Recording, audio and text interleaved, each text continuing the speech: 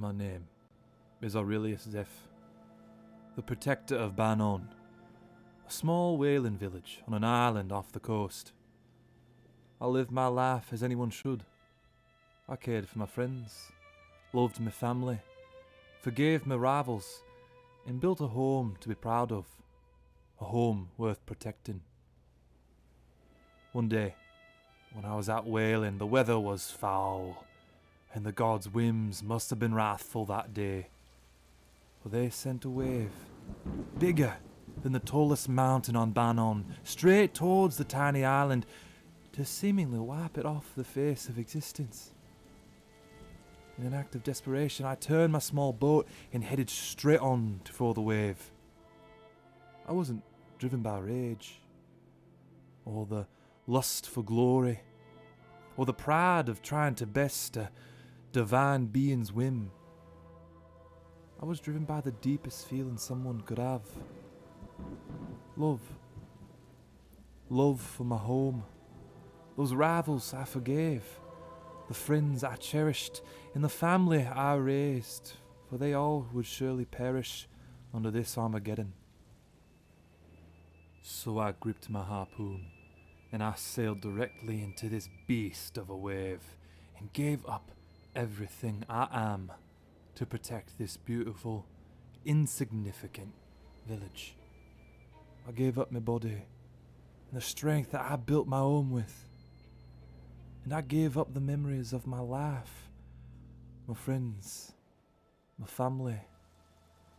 They all became strangers passing in my dreams. I gave up everything, down to my soul, and to spare this island, and to stop that beast from taking it away. And now, as the shepherdess takes me, I can only hope that my sacrifice is enough for the unfeeling gods to notice and spare this small village, this small, insignificant village. My name is Aurelius Zeph. I am a mortal, and I am no more.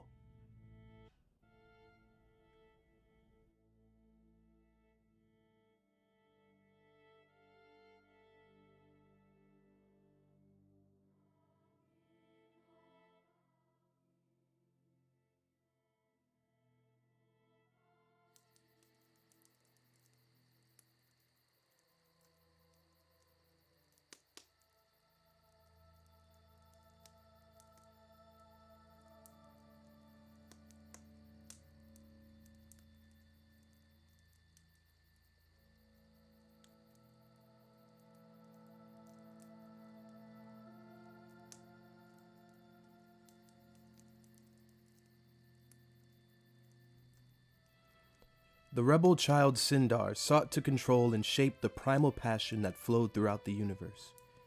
The other gods had no control over this passion and its overwhelming force, leading to many godly disputes. So, Sindar took this passion, shaped it into emotion, and created her son to rule over them. He was called Nevrik.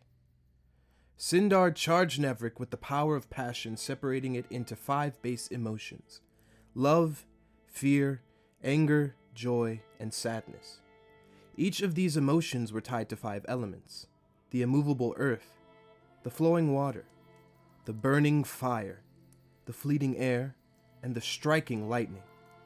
Each of these elements came together to form Nevrik's home, the catalyst of all emotion. And Nevrik was the key to unlocking all incorporeal sensation in the universe.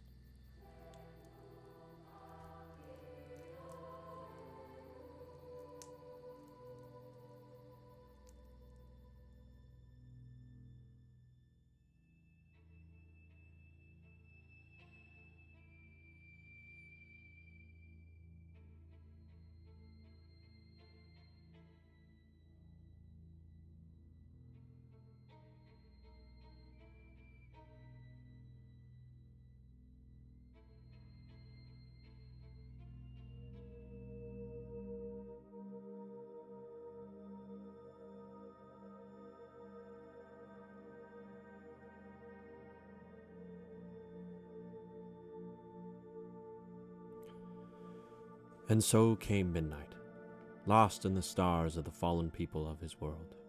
As a mortal, Midnight was around in the early ages of his land, and was a part of the few that were at the beginning. Midnight's parents were the first to die, leaving Midnight in a state that would lead him to godship, the exploration of death, hoping that he could see his parents again, while also to be the god that understood what took his parents from him: death itself. Midnight is there to research, study, and ponder what the moment of death will bring to everyone. A worker with all the gods, but closely with Ystävä, leading you through the moment of death and handing you off to Ystävä for the afterlife. On the journey of life, midnight comes when you least expect it. It watches how you make every decision to your last breath. Looking over every soul that reaches death, midnight takes a moment to care for what you have done, what choices you have made, and what has brought you to your final breath. And with that final breath of life you take, midnight will come.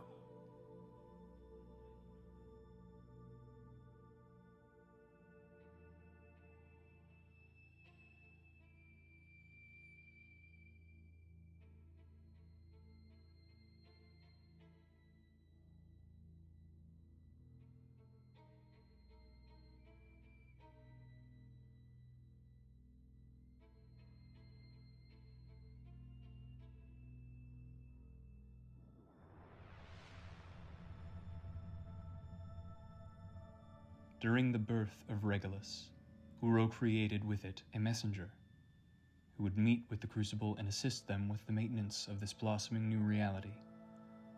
I am Ünen, Herald of Oro, and God of Force. In the beginning, my work was primarily with Kirrehan, assisting with the creation of the elves. Since then, I have continued my mission to help this universe grow, and help the gods as they govern it, forever maintaining the vision that Oro had for his creation, and serving as linchpin for the forces of nature in order to maintain equilibrium.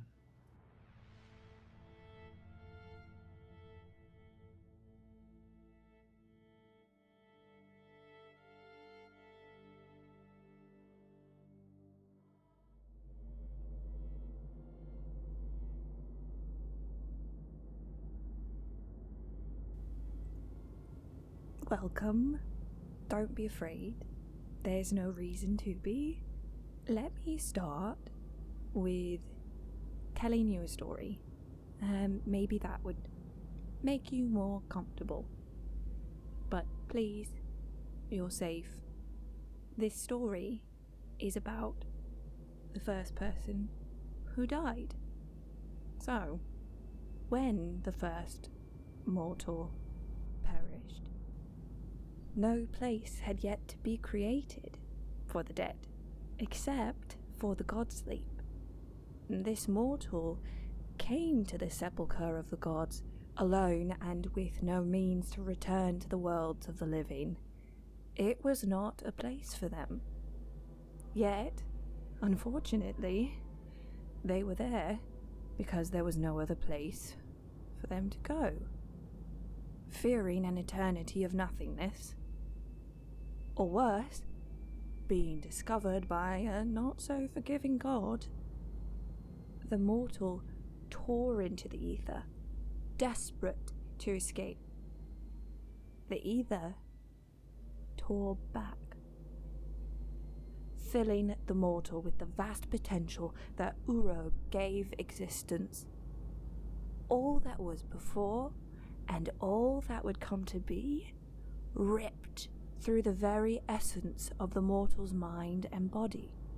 But the mortal's will was strong.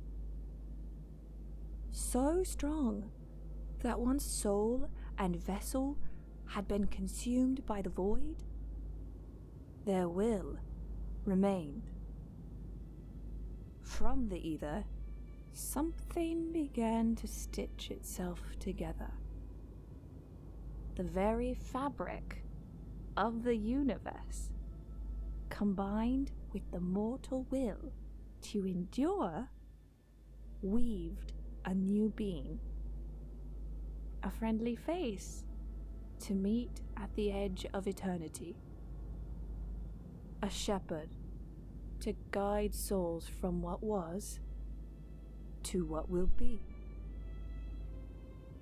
The new god, imbued with the spark the mortal left behind, fashioned a name for themselves. Ystävä. Ystävä carved out a piece of the god sleep for the perished mortals, for you. Ystävä made it for them to come for a final rest, or to be reborn into the next cycle. And while this creation seems very mystical, some focus on the peace and the comfort the god of the afterlife provides. Others fear the great unknown, which I don't blame them. Unknowns are scary, but a very select few believe there might just be something more to be discovered, even beyond the veil. Maybe one day we'll find out. Welcome to the afterlife. My name is Ystävä.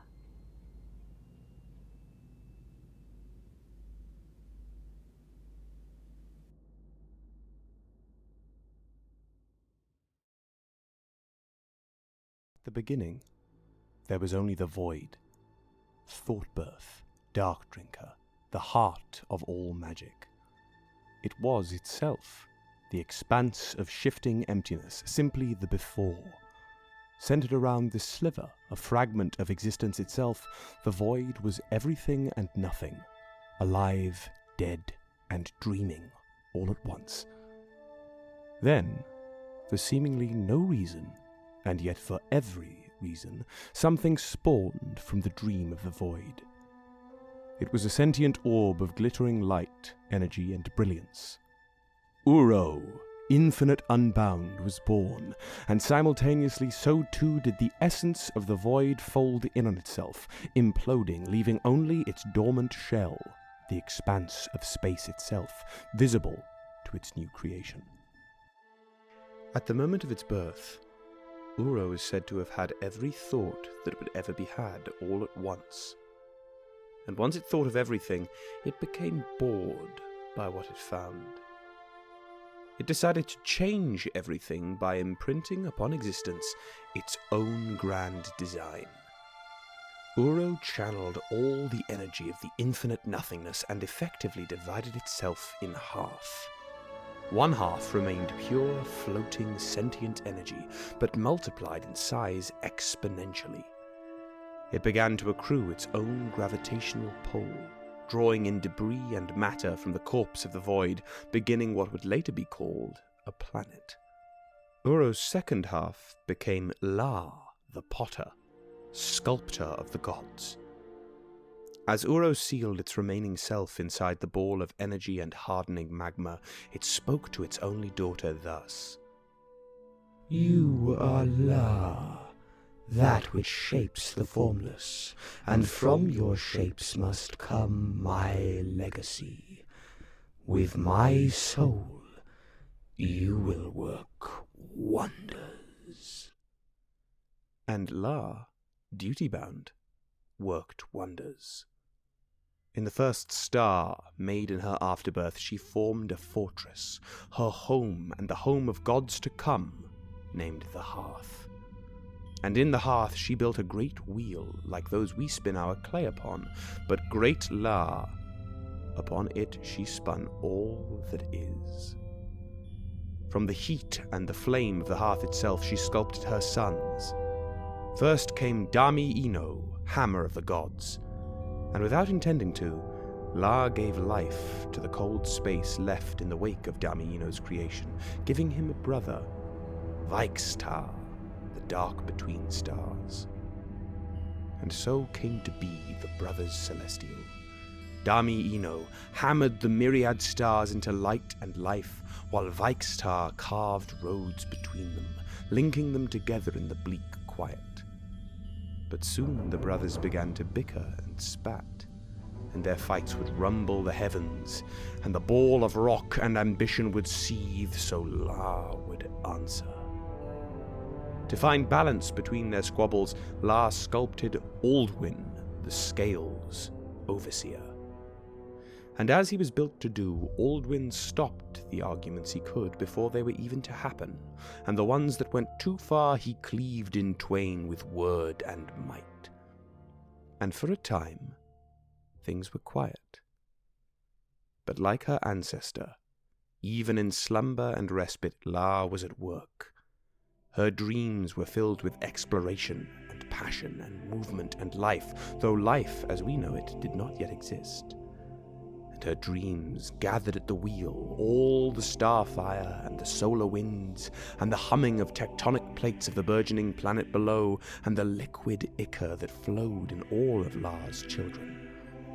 And from this gathering came Sindar, all that moves, elementalist. Sindar was the rebel child.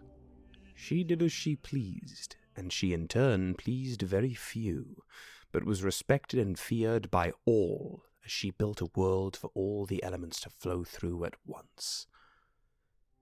In their unity, this family of 5 turned to the now gargantuan ball of elemental fury beneath them, and feeling Uro's will surging through them all, they began to act. Drawing power from the new-birthed planes across the multiverse, these gods imbued the planet with life. The flora thrummed with diluted ichor, which would soon become water and fill. From the flora would come small moving things that would drink of the ichor and change and grow apart over and over and over. Each creature and thing on this planet has a story and a path that leads back to these gods, or the gods to come. But those are stories for other days. When at last the work was done, and the planet was filled, but filled too with chaos, the first family became overwrought. They needed someone to help keep track of all that had come before, and all that was to come, so La spun the wheel one last time, and from this finality sprung Kirrehan, archivist of memory. Kirrehan was the first of this family, the Crucible, to inhabit the planet and walk it themselves, sheltering under the massive tree formed when they first touched the soil. With this last work done, these gods, this Crucible, looked upon the teeming globe beneath them, and through their ichor heard Uro speak once more. Witness, Regolus. 'Tis mine, and mine alone, but those who writhe upon it are yours, and yours henceforth. Do what you must, please me, and inasmuch serve yourselves. And it is here where things begin to unfold which neither Uro nor any of the Crucible could ever expect. A second branch of their family was about to grow and take root, and it is here, with these new gods, that our story will begin. Live. Hello, my friends, and welcome back to what I believe is functionally episode 7 Yes. of Bards of New York, season 2, Regolus Genesis. This is going to be a slightly different session today. We're going to basically do this in 2 separate parts. The second half of the session is going to be more traditional D&D, you know, picking up where we left off. But if you remember, those of you who watched last week or listened, whenever you're listening, we had our gods, our new gods, level up for the first time and hit level 21. So we are going to start our session today by talking about, basically, as the 3 of us and as, you know, a chat, and you guys please chime in, because this is something that we are relying on, is how you guys feel as well. On what it means when a god levels up, when a god improves. What does that do? What does that mean? But before we get into any of that, we have some things to get into. Yes. And I have some normal boring stuff to talk about, but we have some exciting stuff first. Hannah, take us away. So we do have to announce the winner of our giveaway, of our 1,500 follower giveaway. I can do that now, or I can do that at intermission. How do we feel? What are we feeling like? Let's do an intermission. Yeah, let's do Yeah, that let's do intermission. intermission. Yeah. So stick around, we'll announce the winner. And just as a reminder, the winner gets a dice set made by the lovely Tales of Echo Dice, who is a dice maker from New York City, and a dice tray that matches it, and it's in the style of kind of like a Greek inspired marble. It's really, really pretty, and you'll get some stickers from Bards of New York as well. Those are my announcements, other than new emotes, new, what are they called? Channel points. Yes. And we've got some new Discord stuff going on. We're kind of revamping it and giving it a facelift. So head on over to Discord, especially if you have cute photos of your dogs, cats, lizards, or plants. And yeah, that's everything I have for you. Happy Women's History Month. Tomorrow. Tomorrow. Yeah. Happy Black History Month today. Right. Oh my god, is it really about to be March tomorrow? Yeah. Well, I mean, 28 days in February. Yeah, sorry. That's frightening. That's frightening. So, again, as always and forever, thank you to Pallywags for our lovely layout, and Hannah, our own Hannah, for polishing it, sharpening it, and tweaking it. Thank you to Vic Straws of the inimitable Top Down Tabletop for our fabulous character art, which you'll always see directly below me. And without further ado, let's get stuck in, because we can take this as relaxingly as we like to. So get comfortable. All the rest of you at home, get comfortable, settle in, and get on the chat. Feel free. I'll be checking it more than I usually do when we're in roleplay. So we have to talk about leveling. Yes. Right, because we just hit level 21, and that's a fairly big deal in the D&D universe. I don't know if I've never played anything that's been above level. I mean, our home campaign was what, level 16 the last time I was playing? 16 or 17. Yeah, around there. Certainly not anywhere close to level 20, and certainly never above level 20, though I've always, myself, dreamed of doing such. So, well, dreams will become reality. Yeah, apparently, here we are. So, I have some ideas, technically speaking, like, with, rules-wise about what level 21 means. And again, chat, feel free to chime in as you do. But my friends here, Hannah and Drew, what, on a more storytelling basis, on a mythological level, what does it mean to you when a god grows? What does that mean for you guys? Because that's sort of what I want to access is not just like a statistical increase for these gods, but when you hear stories about, I think the easiest example is for either Thor in Norse mythology or Isis in Egyptian mythology. Like, she's out there running around the sands for a while collecting pieces of her chopped apart husband, and once she's gone and dealt with him, she gradually uses what she learns to become not only one of the gods of fertility, but a god of mysticism and magic based on the journey she was on, right? And Thor, gradually gets more pieces of gear to help him use the hammer better and becomes progressively more and more of an asshat as he goes. Right. So what does that mean? How does that feel for you? What are you looking for in terms of gods leveling up here? Well, this might get into some like, what is storytelling? Sure. A little bit. Because the reason we read comic books and watch superhero movies and are obsessed with the gods of like Greek mythology and Egypt mythology and whatnot is because at the core of it, they're human and they're flawed.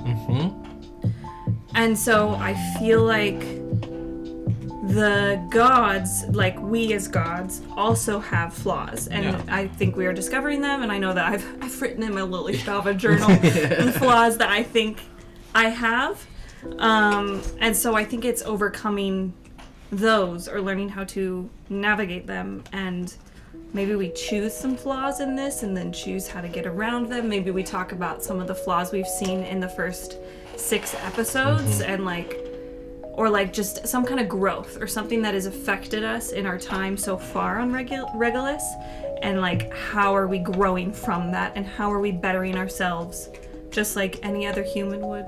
Does that make sense? I agree. Absolutely. Like, the main thing that drives for me, like the reason I watch an anime, the main thing that drives an anime forward for me is watching the protagonist gain power, gain understanding in what they naturally can do and expand on that.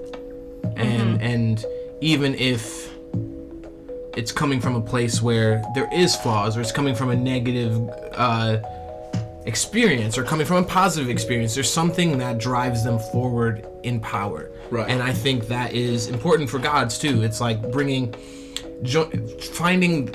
the power within themselves to even become more at a god level. And I think that's something that we get to play with, have almost fun in with. spite of themselves. Yeah, right? exactly. You have these characters who are bogged down by the fact that they, have X, Y, and Z issues that they struggle with on a day-to-day basis, and they sort of use those to bootstrap themselves past their own failings, gradually, however, incrementally, into greatness based on the fact that those flaws didn't end up defining them, right?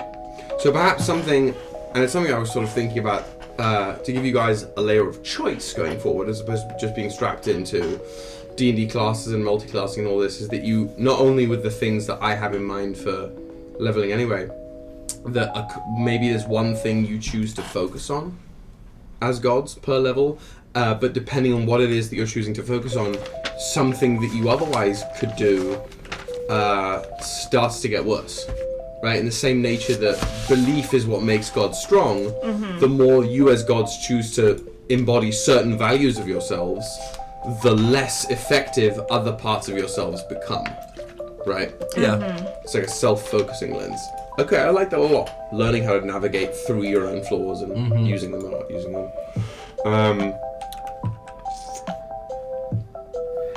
And with this world being new, and with we have base D&D classes that come with D&D, but in this world that we're creating in Regulus, the classes aren't clearly defined quite yet for some of the characters within Yeah. On the planet itself, and even some of the gods. I mean, like, we have our classes, right?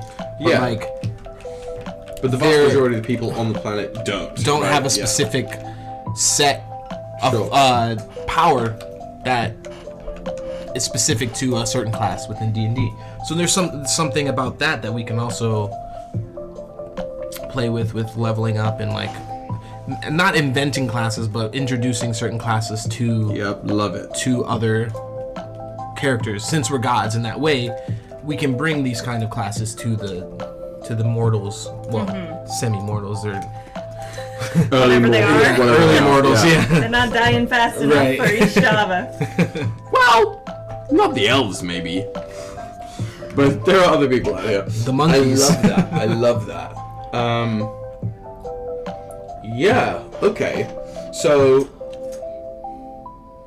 this concept of like using the floors and navigating through the floors, the idea of, you know, using yourselves as a template for the mortals, and as you grow, that template for them becomes stronger and what they can become, and you become the defining feature of whatever you are for them, right? These future priests might be emulating how they individually understand what Ystävä becomes.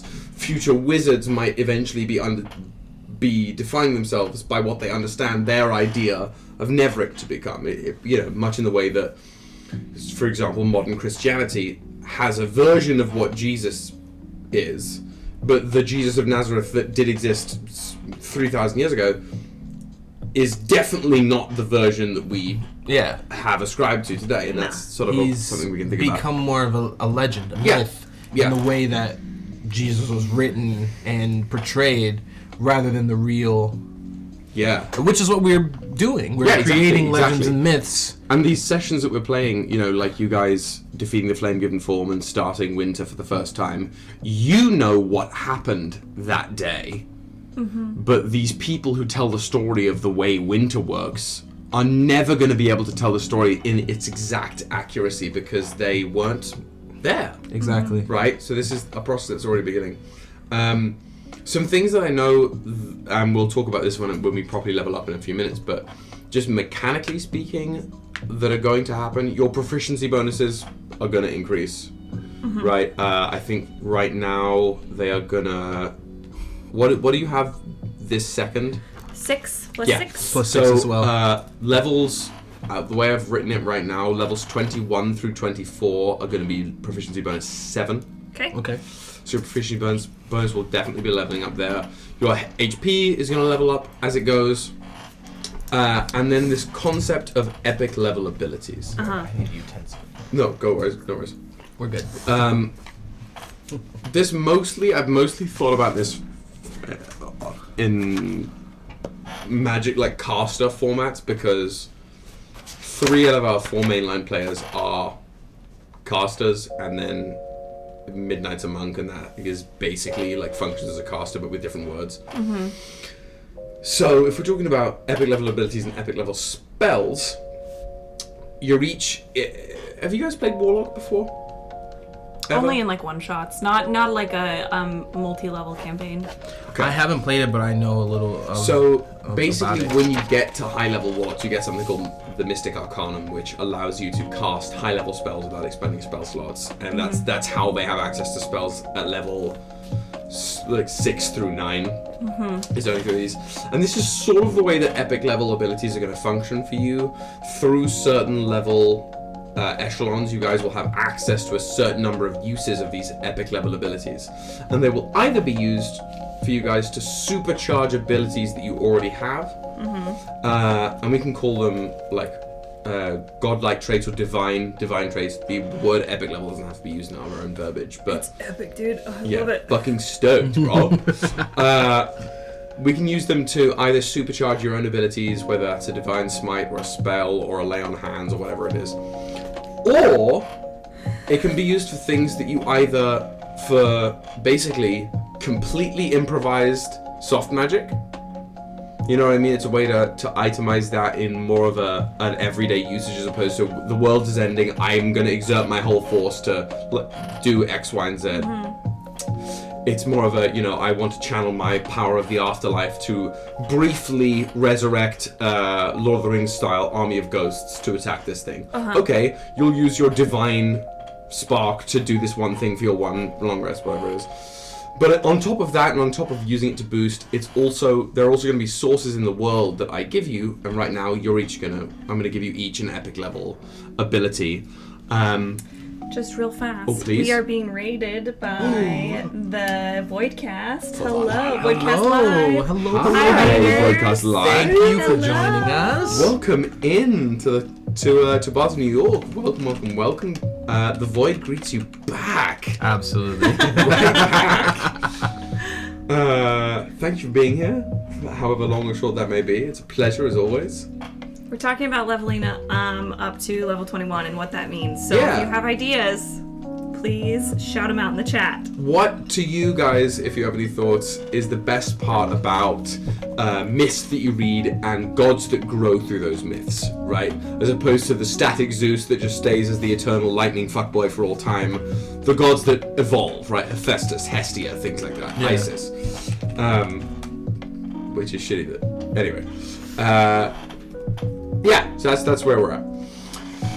So I'm going to give you sources of, both class-based leveling spells to acquire that count as like epic level or divine spells, and also not to necessarily spoil too much, but you guys just defeated the Flame Given Form for now, and I believe it's you, Ystävä, who has a piece of that. And say if you were to investigate that piece in a certain way, that might open a doorway to a specific addition of an addition of a specific divine ability based on something that you've accomplished and something that you've found and something you've done.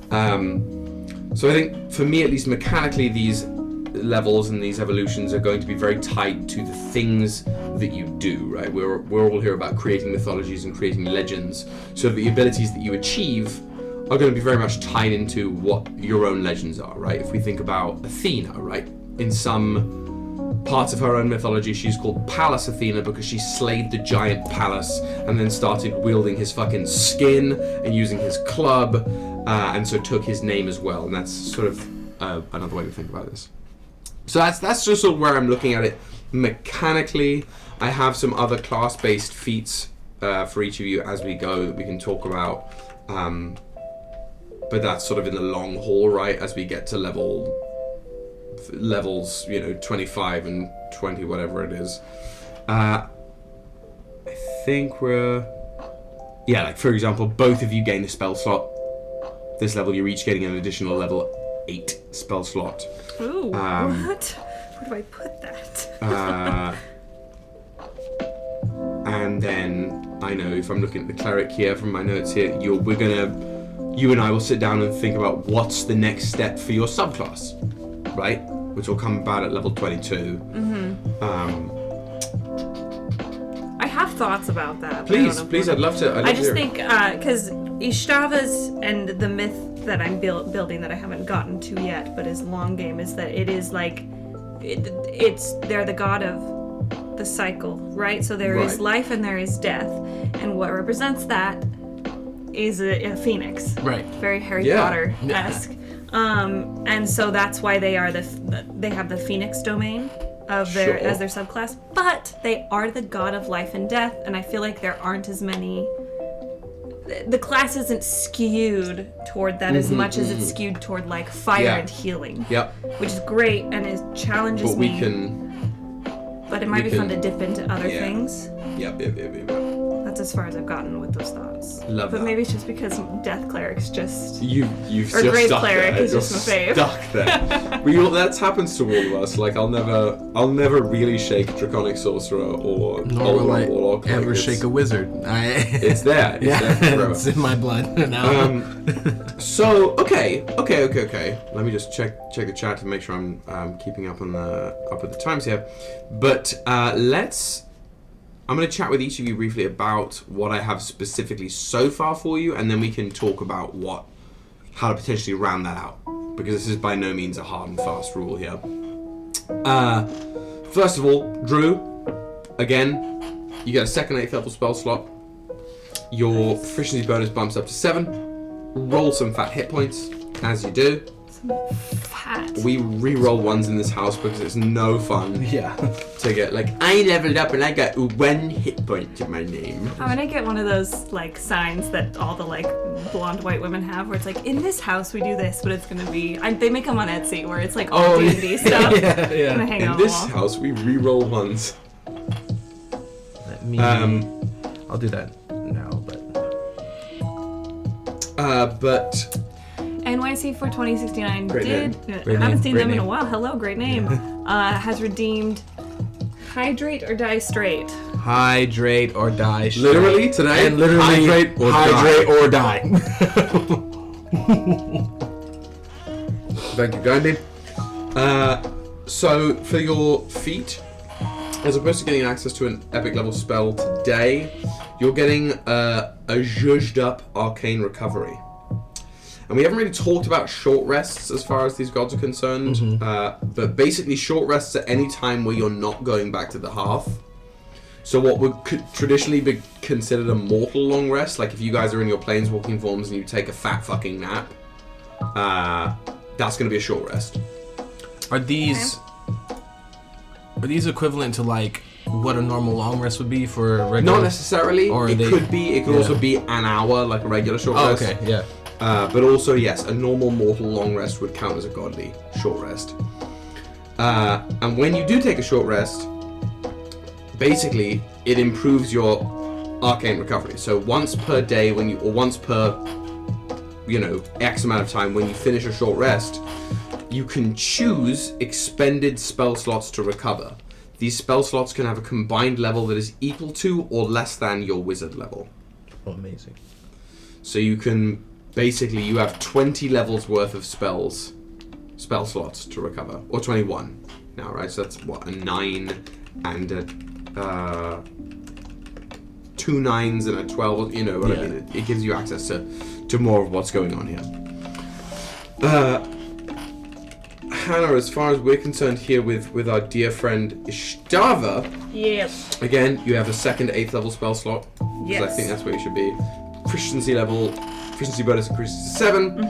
But primarily, here at level 21, you are going to be our first character that gets a divine feature, like a divine. It's probably going to be spellcasting for you as opposed to some other like divine boost, but I have a couple ideas for you here. Okay. As far as what that could be, a divine spell.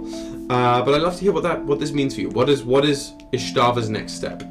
Ooh, I don't know. Keeping in mind that your next level, you're going to get an epic level subclass feature. I think it has to do something with the afterlife, either governing it or either because when Ystävä's been down in Regolus, they have used a lot of their ability to either comfort somebody, Right.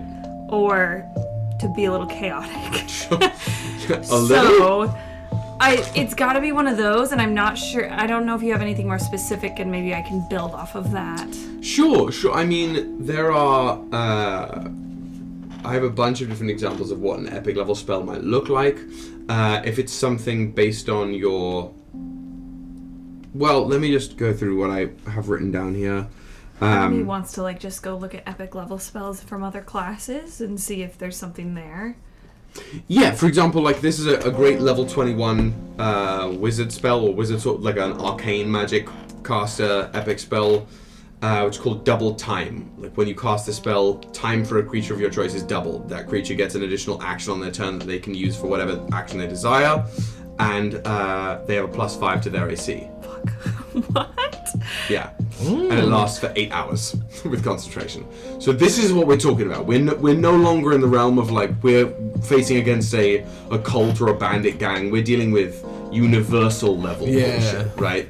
So, and I know one for the cleric, but that's a later level I have, is called Superior Undead. You basically summon an undead with challenge rating 15 or lower, right? You're summoning a full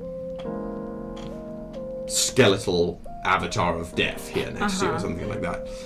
So if we're talking about specifically the afterlife. It's like maybe controlling people, not controlling people, but Yeah. also like Ystävä wants to make a cult. Ystävä wants people to know who the god of the afterlife, or like have some semblance of the god of the afterlife, and for it to be worldwide, and it can be different in different places, but that is their goal. I love it. Because they have been told by Law, mommy god, that if they do that, then their power will grow, and they'll be able to, and so that's what they're doing. So how does this sound for you? Since you've been sort of trickstery and you have some kind of a domain over mortal beings, though that's mostly after they're gone, you've been interacting with them a lot on the mortal plane. How about we give you some kind of an epic level spell that's basically Inception, right? That you can choose an X number of people, the X number of mortal beings, whether that's, those that you can see or beyond that based on a certain wisdom save that you have to make or whatever it is. And you can supplant an idea. You can sort of tap into their, very essence and be like, dink! The Salt Bay, right? Like, season that thing. You can supplant an idea into them that if they fail the check, which they probably will believe is their own thought. Okay. Something along those lines. Like, how does that... I love that. Inception spell. Inception ability. Right, I'm just looking at my thoughts here. Oh my god, some of these are... there's one that I have here that's basically just full heal the spell. Or, the biggest insight check you could ever possibly cast without rolling a check, right? You know exactly what the hit points are, spell slots, saving throws, skills, all this nonsense. Oh wow. So I like this a lot. I'd rather use this kind of stuff that we conceive as opposed to things that we find from somewhere else, or just random thoughts based on pre-existing D&D spells. So yeah, is that sort of up the alley? The tone of that? I like that a lot. Yeah. I can sow some chaos. Absolutely. With that. Great. Then I think it's the parameters we'll put on it, the restrictions. It's either a number of an exact number of people you can visually see equal to your level, your total level, regardless of class. Okay. Or any number of people that you can mentally reach should you pass a, scaling wisdom save or spellcasting save, which for you is wisdom, right? And, if you're asking I want to influence a village, that's one level. I want to influence the fucking planet, that's a completely different scale. And once you've done that, it's sort of like the spell suggestion, right? You can give a phrase, an idea, a concept to give unto them to have it be their own thought. And I think this spell is probably gonna work outside of combat. I think it probably takes a little bit of time. A minute casting time or something like that. Yeah. Great. I absolutely love that.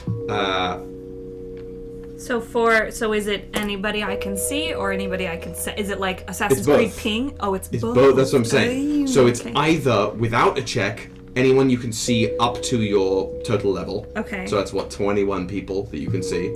Or it's anyone that you can, any number of people that you can reach out to within your domain, given that you push yourself past your limits and can spread your magic that far. Gotcha. So that'll be a scaling wisdom save. And we'll call this Whispers Beyond the Veil. Ooh. Perfect. Whispers Beyond the Veil. Let's go first divine level spell. Ooh. I love it. Okay. The flavors are melting on my tongue. On my tongue. Michael of the Void, thank you so much for stopping in. Sweet dreams. Sleep well. Enjoy. Thank you. That means you're somewhere where I used to live. Somewhere out in Europe, right? I think you're in even further. England, right? That's like 7 hours. No, 6 hours time difference. That's my home. Feel free.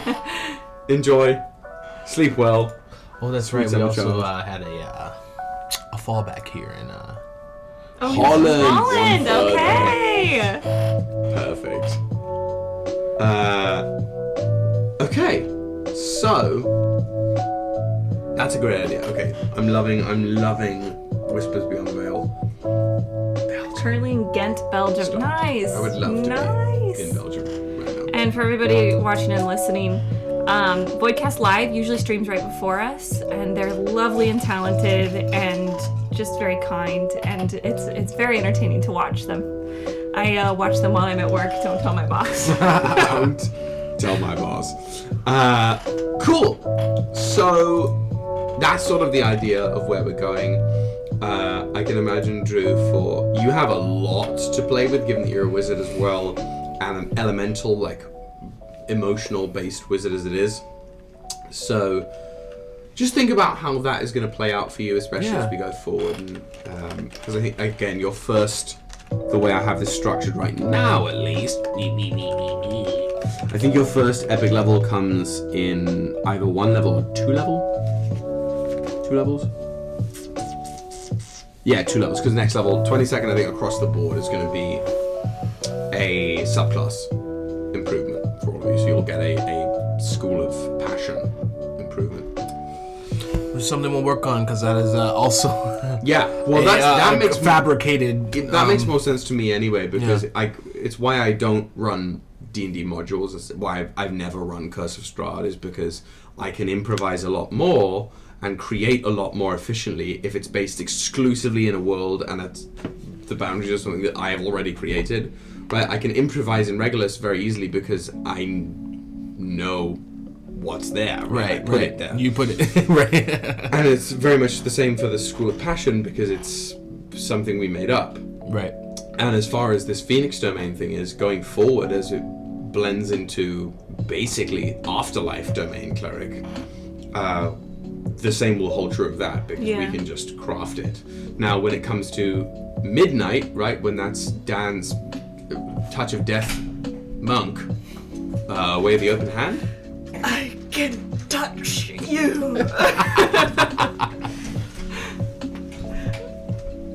No, you're gonna clip the mic. I can touch you. That's fine. Thank you. It's been so long since I've been able to do that. So long. That'll be something that I think it's going to be in a similar vein to Ystävä, in that we basically, the subclass features that happen from this point on are going to pretty much be all homebrew. Because I'd rather just make things up with you guys and craft something that fits for the myth and for each other than use a needless template for no reason, right? Yeah. And for the chat and the people listening or watching later, we're making not a fandom page, but we'll have a Kanka page where we will put all these homebrew things up on there as well. It's like a sexier wiki. Yeah. So it'll be good. It's already looking pretty nice. Okay. So this is the other thing I wanted to talk about in terms of leveling. For regular mortals, when we're playing our campaigns like the Nightmare Crew, right, when we're leveling up, we as individuals are growing in power and understanding our strengths and increasing as a group. But things work differently for gods. As your power grows and your understanding grows and your abilities grow, your influence over the mortal realm grows. And you actually were just speaking on this point. You want to start a cult, right, as Ystävä? A following. Please excuse Cult me. sounds like a dirty word. It's like following. Yeah. I want to be like Pitbull. Mr. 305, Mr. Worldwide. Mr. Worldwide. Heard another story for that. Ystävä, Mr. Worldwide of the Afterlife. Yep, exactly. Great. Case in point, I think as you level up, your following increases. right? Word of your legend it spreads by nature. As you power up, so too do the whispers of your deeds through the world. So I would like, and this is a big ask, so if you have to come back with a official statement for me after the break here, I understand. But I would like each of you, and I'll pose the same question to Dan, and I'll pose the same question to Kyle and to Woody. You're level 21. Over what group of mortal kind would you like to exert your influence? And it's only level 21, so it's just slight. But if a group of mortals was to worship you, I sort of imagine it being like a two-way street. It's not just coming from nowhere, right? It's neither you just saying, "You guys down there in the mesas, in the mountains there, say my name loudly at night." And it's neither that, nor is it just them in the mountains around me being like, "You know what would be great to worship? The hoe in the cloak." The hoe in the cloak. That would be a great thing to do. Can I redeem channel points to put that as graffiti on there?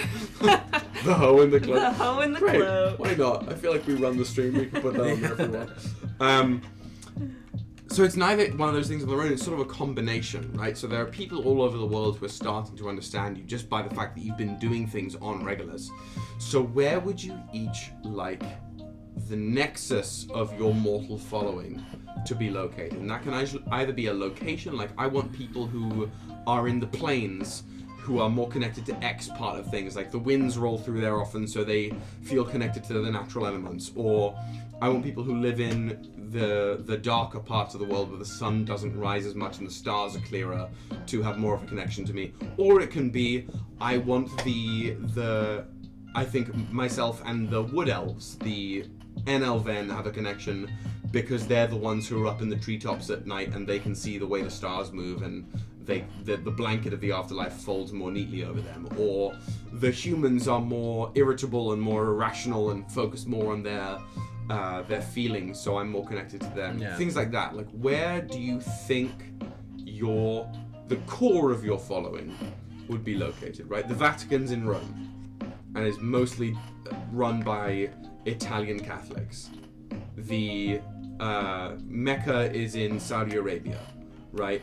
And run by extremely devout Saudi Arabian Muslims. The same is true, or will be true at the very least, for you guys. And as you level, your influence grows. So we have to start. I would like you to think about what the beginning of that gathering of your worship means for you. I have a slight idea. Please. Now, and it's based on because emotion, it's something you don't control it. It's something you explore. It's something you learn about every day when you experience it. It's something you take account of and say, oh, this experience, this is how I felt about that. This is interesting. I'm learning more. And I think there's something about like the Nevrik that it's about surveying and learning more about the land, learning more about what's outside of the forest where the heart of God is. And there's something about that idea of like, and being a wizard as well is learning more spells. Learning it's about intelligence. It's about gaining knowledge and understanding of primal forces. And I feel like that's emotion, that's elements, that's all of that. And so I think surveyors, learners, people explorers in that sense. That is what I'm looking for. That's perfect. You know how we have even in D&D canon, like the traveler is perfect for wanderers and people who like stop at waysides, or what's the other one? It's a classic D&D. Or Corellia is like the god of the elves, or right. Yeah. I love that idea that explorers and like inquisitive minds are the ones who are drawn to you. And maybe that does start with, particularly as it's sort of has fallen through, the Nevrik, right?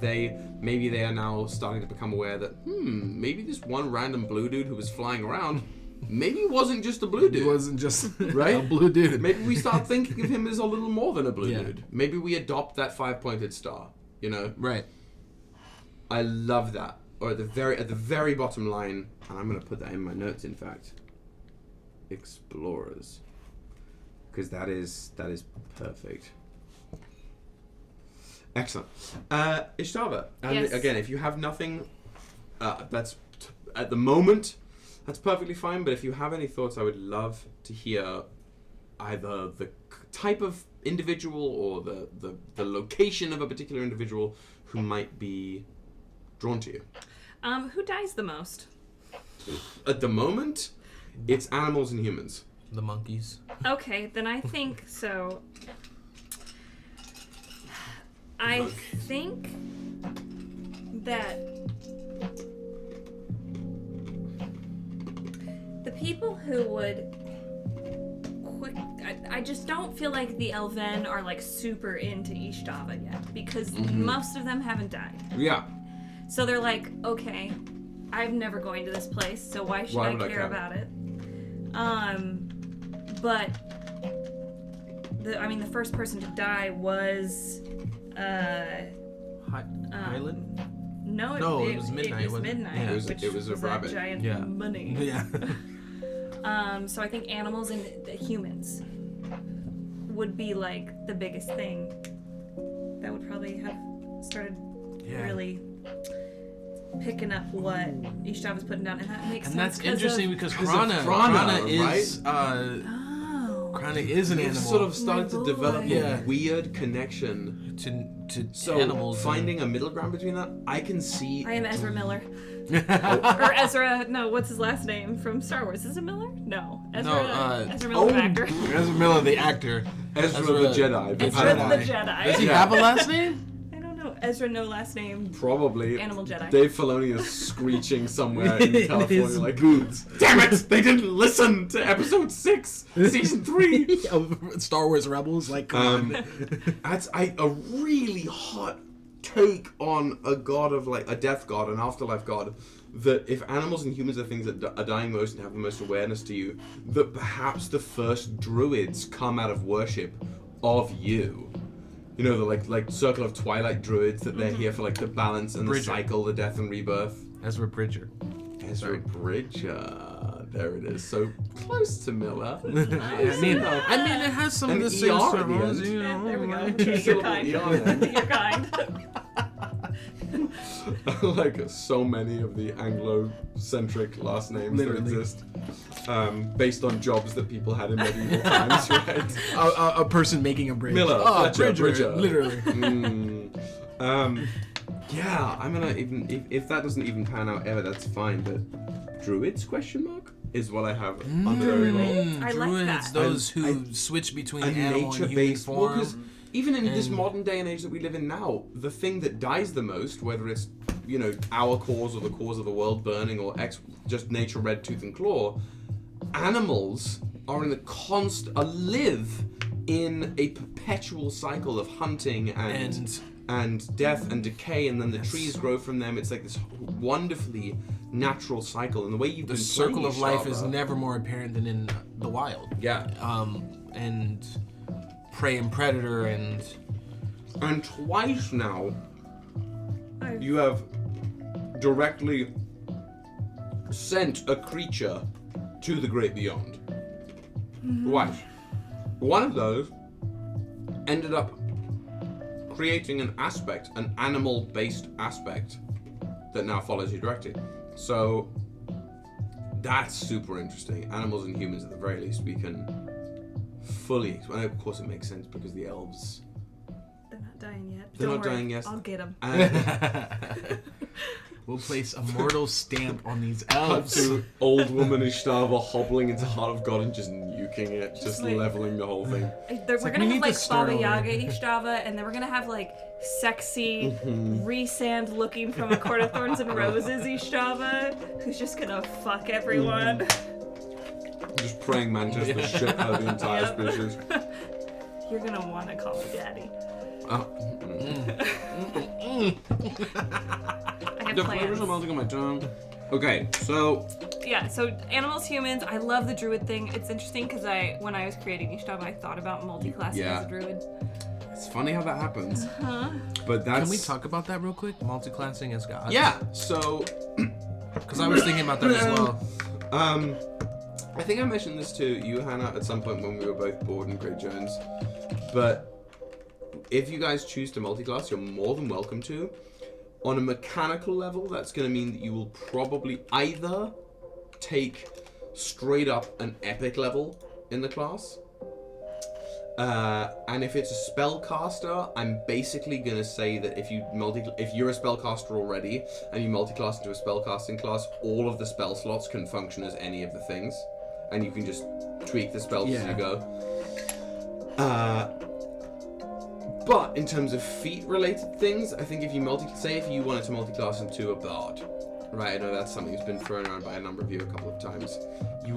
Each level would probably count as more than one level feat-wise. So say you take a level in bard, you might get 5 levels worth of feats in bards, but you'd only be level 22 in terms of your health and your proficiency bonus and all that. So basically, because I was thinking about choosing like martial class, like Eldritch Knight, fighter, with wizard, because that's a nice little combination. Definitely your first level will take you well into the subclass for it. Okay, so we would start first level as if we started first level for the epic campaign.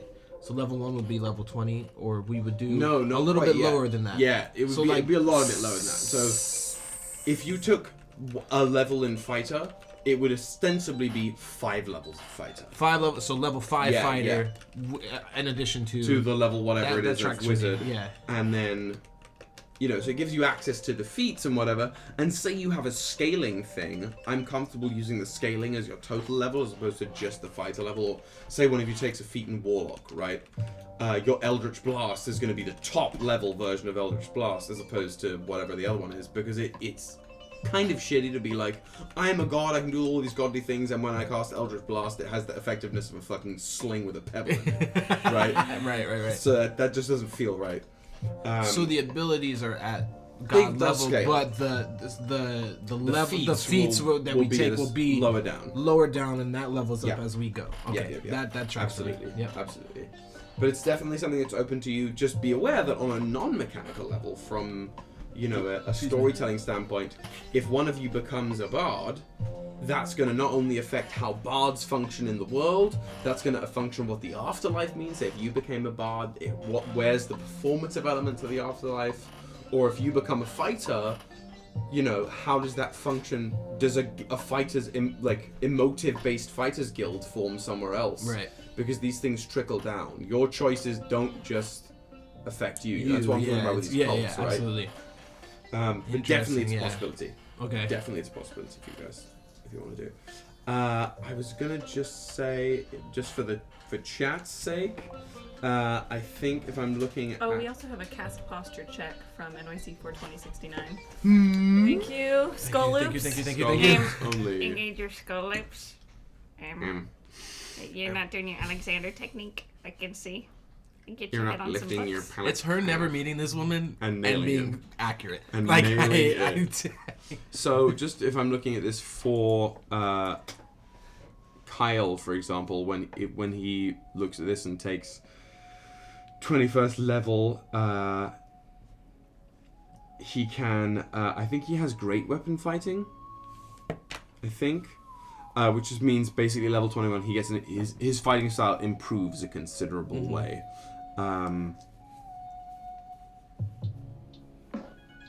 So it's just like he can re-roll the damage more, and it parts of it doubles. So he's gonna hit very, very hard. And I think eventually he gets where is it? He gets another action surge. He gets a 4th Indomitable. Just basic things like that, because I think it's easy enough for us to go through like some of the more basic class features and just use them as like, oh, we're epic level, you just get better at them. But when we're dealing with these spell casting or specific subclass feats, I think it's important that they scale to a point that not only feels powerful for you, but feels like it's impactful from a role-playing standpoint, and that your abilities can affect the world around you, like these whispers that you now have access to. That's and I think that's dope. It's pretty nifty, I would say. And while I try and make sure my computer stops running one of its 114 background processes and stops Microsoft Edge,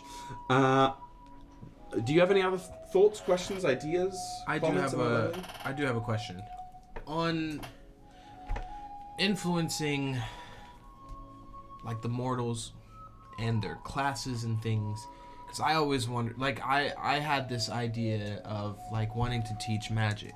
Yeah. Or like somehow influencing, or not introducing, but like introducing the School of Passion as a magic source to the people on the planet. Is that something that, I don't know. My question is how will we go about that? Yeah. How do we... So I think part of that influence, same with the leveling cult focusing, for lack of a better term, happens slightly passively, like just based on your growth, they grow.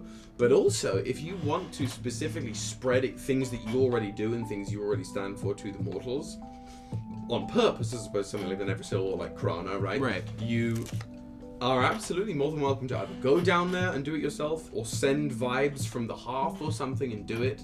That's totally legitimized. Absolutely. Okay. But at this point, you can start to expect, as you're wandering through the world, somebody to like get a little angry and start, shooting lightning around. Yeah, absolutely. Right? And I think it's very safe to assume that as your influence as Stava grows, that there are going to be like gravekeepers, death priests who invoke you. And some of that, again, as you each have like passive parts of your divinity that function without your direct input, some of that draws from that, and sometimes I might, in the middle of a session, ask you about a little spidey sense that you get that somebody is invoking your name for a specific purpose, and it's up to you as a god to accept or deny that. Cool. And that's just given me a great idea for a random encounter table. So, if that's any of you who are watching, if that spurs something for you, throw that in the Discord, because that can go on any of the tables. Like, some random farmer is angry at the local bandits and has asked Midnight to smite, in the name of death, smite these bandits that have stolen this farmer's crop. Stuff like that can just sort of randomly happen whenever, wherever. And Hydrated ice straight. Thank you, Joom Joom. Joom Joom da boom. Short answer, absolutely. But beyond passive learning, the impetus is on you as a god to seek those roots actively out. Seek. Okay. Yeah. Anything else? Any other thoughts, comments, questions, concerns? Not that there has to be, of course, but... Last session, I discovered, as a Phoenix cleric, I was not fireproof. You were not. I have an ability that makes people around me resistant to fire. And again, like, I know I'm a god, but I also don't want to be OP. Like, I don't want to be too much. So here's what I'll say. But I think it's absolute horseshit that a Phoenix cleric isn't resistant to fire damage. So there are two thoughts about this, and I think actually it's one thought, and this is where I'm going to stick with it. I think as being a Phoenix cleric, a god level Phoenix cleric, you should be at base resistant to fire damage. Mm-hmm. What's the ability that makes people around you resistant? It's called It's an activated ability though, right? Yep, it's called Explosion of Life. It's a channeled divinity. Okay. Thing. So 30-foot radius, sheds bright light, moves with me. It lasts for a minute. Okay. And when a creature starts the turn in the sphere, you can choose one of two options. So let's say that you are resistant to fire damage regardless. Mm-hmm. And when you activate that channel divinity, regardless of whatever choice you make, for that minute, you are now immune to fire damage. And then let's say that maybe as we move up and we get these divine subclass improvements, maybe instead of maybe it evolves to eventually you're immune at base, and when that's active, you heal from fire damage. Ooh. Something similar with my emotional resonance, and that's because like I already have, per the emotion that it's picked that day, resistance to that element, of course. But the emotional resonance is giving a member of the party, or a couple members of the party, that resistance as well.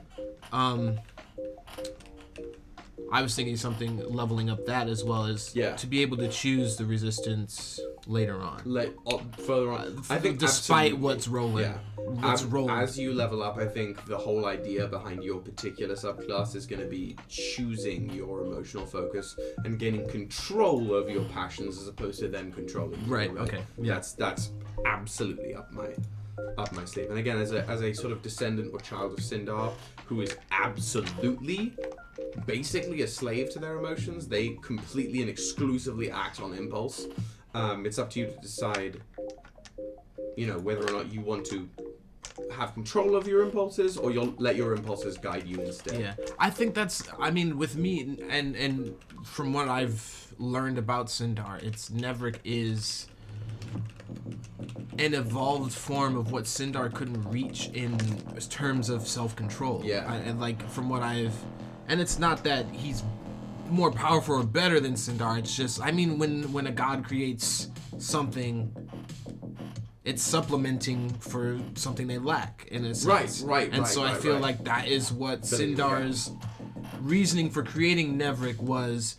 She had the elements, she had the control over those, but it was what was controlling those elements that she doesn't really care about herself, but needed that an auxiliary source for it. Exactly. And so I think that's where Nevrik was born. Yeah, you fought her now. It's not a spoiler to hear that she lets herself absolutely rage, and that's sort of where she gets her power from, is letting those emotions and elements, more specifically, completely, she becomes one with them and loses a lot of her more precise willpower. Yeah, and I think that maybe Nevrik's biggest struggle is learning how to not give in to impulses and learning control, and that's where that's his journey. That's his flaw. Yeah. That's his flaw right now, is learning how to control his everything and being a refined version of what Sindar is. Where you came from, basically. Love it. And please, let's keep this discussion going, because for both of you in particular, yours is a class that I made with you, and yours is a class that we found, but it's still homebrew. I am in no way beholden to what is exactly on the text right now. We can keep changing these and modifying them as we need to go, because again, we're at epic level. The rules don't apply in the same way. They're more like guidelines. Yeah. I said this to you guys ages ago, that this is more based on my brief experience with Monster of the Week, right? Where it is absolutely much more, the rules are softer than they could be, other than, how far can you move in combat, necessarily. We keep those because it gives us structure when we're dealing with, dragons and gods and monsters. But for what Kyle was doing last week, I love, and I encourage it. We have these godly abilities. Let's see how we can stretch them based on my own imagination. And that's I absolutely, completely encourage that. Nothing is certain. Everything is permitted. Excellent reference. Great stuff. That hoe in the cloak will be going on the walls of the Bards of New York brownstone here. Of course, NYC for 2069. Thank you. Absolutely great name. Cool. So if you guys don't have any other questions about leveling, do we feel comfortable about where we are? Yeah. Okay. We both rolled for health. Oh no. I did. No. For health. I did. Here we go, guys. Ooh, 8! I did the same. Mine was a D6 and I got a 6. Go. So I was very, very happy about that one. Math. Nice. Do I still count on my fingers? Yes. Oh, I Have I been playing D&D for 12 years? Yes. I would like to give a shout out on that note to, I don't know their last name, I don't really know where or what they're doing right now, but it was in 7th grade. Classmate of mine, Sam, she said, let's play D&D, and it was D&D 4th edition, if I remember correctly. So it was like, no, Probably 3.5. It was 2. Oh, really? It was grungy. These were old books. And she took it upon herself to be a DM of 3 7th grade. Well, it would be a 7th grade. 3 monsters. And I was exactly myself. I was playing a drow who was edgy. Of course. Trying to subvert the stereotypes. I was doing my job. But we also then had a Minotaur and a Centaur, both of which were determined to ride horses. That was their character goal. A centaur Yeah, riding a horse? Yep. We both got horses. The Minotaur and I each got a horse for our starting gear, and the Centaur was like, I would also like a horse. I feel excluded if I don't have a horse. For riding? Yeah. I want some art of I'm that. trying to figure out how we that played one session in which we works. encountered a magical nymph who was willing to grant us one item-based wish, and I wished for like a basically magical sunscreen, right? I forget what the Minotaur wished for, but the Centaur only wished to put out the nymph's water, or set it on fire or something, and it was complete chaos. And that has started my long D&D journey to today. So thank you, Sam, for dealing with that. I think I've told you that in real life at some point. We've all been horrors in front of our early DMs. We've all walked down that path before, I feel like. That's funny. That's pretty Oh my interesting. goodness. A centaur that wants a With a horse. horse. Yep. What a middle school move. I Literally. honor it. I will I never really forget honor it. it. I believe long in as I it. live. It doesn't compute in my There's brain no yet. mathematical way to structure that. Yeah. You know what? Maybe you just need to, Just believe. yeah, Believe believe a little strongly. bit more. I'm just trying to picture it. Okay, so again, this is not going to be our most intense or longest session, especially after last week. But if the leveling's done, let's take a little break, like a 10-15 minute break. Yeah. Want to just say come back at 35 or around when the media ends. Yeah. And chat if you have questions or want to talk more about leveling up to level 21, please Shoot 'em. put it in the chat. Shoot 'em. Join our Discord. Yeah, we love you. See you And shortly. we'll announce the winner of the giveaway after the break. Hell yeah. Alright. Tales around the tavern fire. We'll answer your thing when we get back from break. Love ya. Okay. Where is it? We'll be right back. Alright.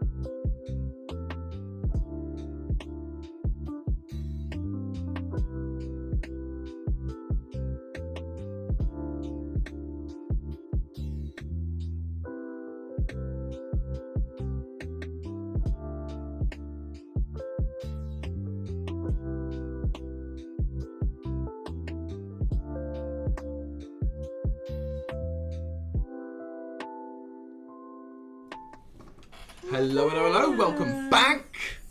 Hope you've got your snacks ready, your drinks ready, because we're going to get right into it with our 1,500 Instagram follower giveaway announcement. It's about damn time. It's Hannah, about damn time. walk us through it. All right.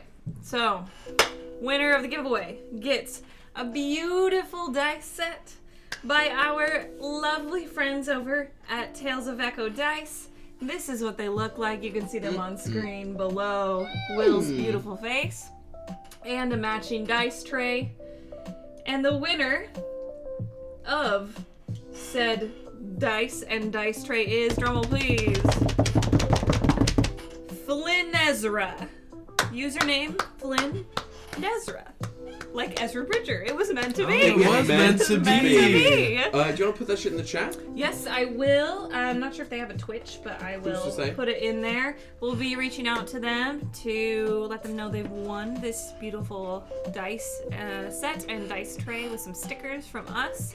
If you don't already follow Tales of Echo, go follow them because they're really, really great. They make quality dice. Look at that.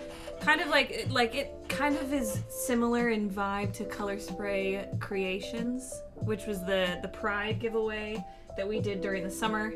And just in terms of like quality of dice, affordability. Go support actually both of those dice creators, but Tales of Echo, they be fire, and they're New York based, so we stan. I'll put it in the chat, but do you want to answer or read the question aloud? Tales Around the Tavern Fire. It's a fabulous question here, and one that this is the kind of stuff that I love. I am a half a sorcerer and half a warlock in my heart of hearts. And Tales has asked about suggestions for what I believe to be here, and please, Tales, correct me if I'm wrong, but suggestions for archetypes, deity archetypes, to fit in for a potential bard who is looking to multi-class into a warlock and is just, pleading to make a deal or bargain with some deity, and the quote here, who you never know is going to answer, and I think that is fabulous. So, suggestions for each of the archetypes, and I guess you're asking for one that could fit into like Archfey, one that could fit into the Fiend and Old God, and a couple of other things like that. But just in general, I love this idea of pleading to the ether and seeing what potential being responds to you. And there are a couple nice ones that, perfect, great. So for one of the newer ones, there's the Pact of the Undead or something.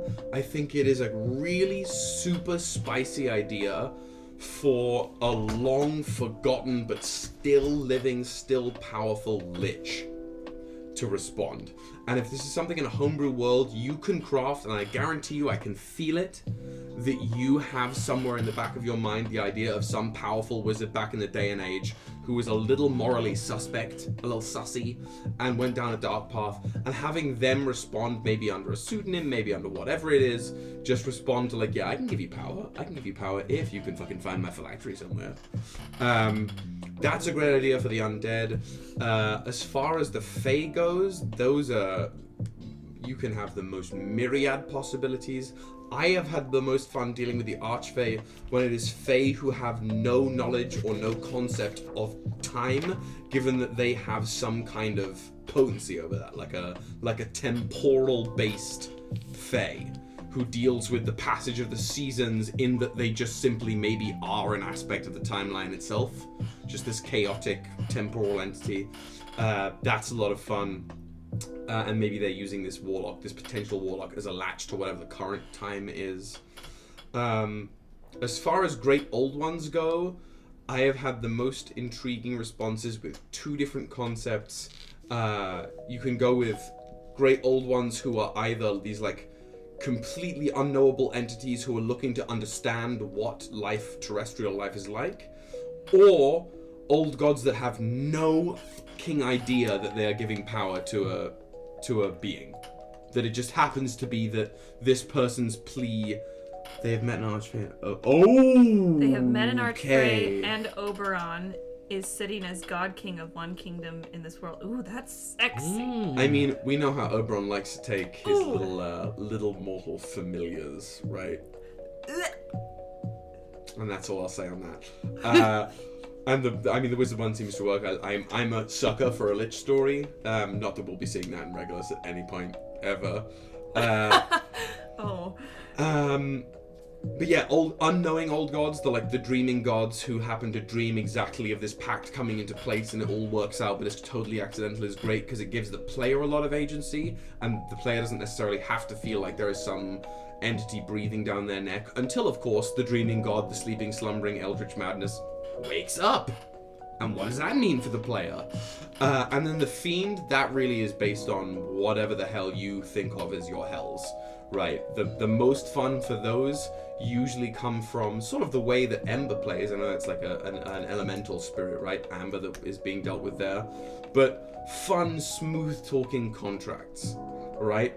Or you want to subvert that, you have a Pact of the Fiend who basically doesn't want to do it.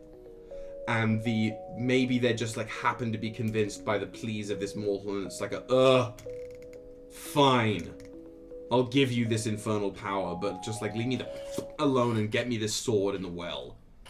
And then can we be done, please?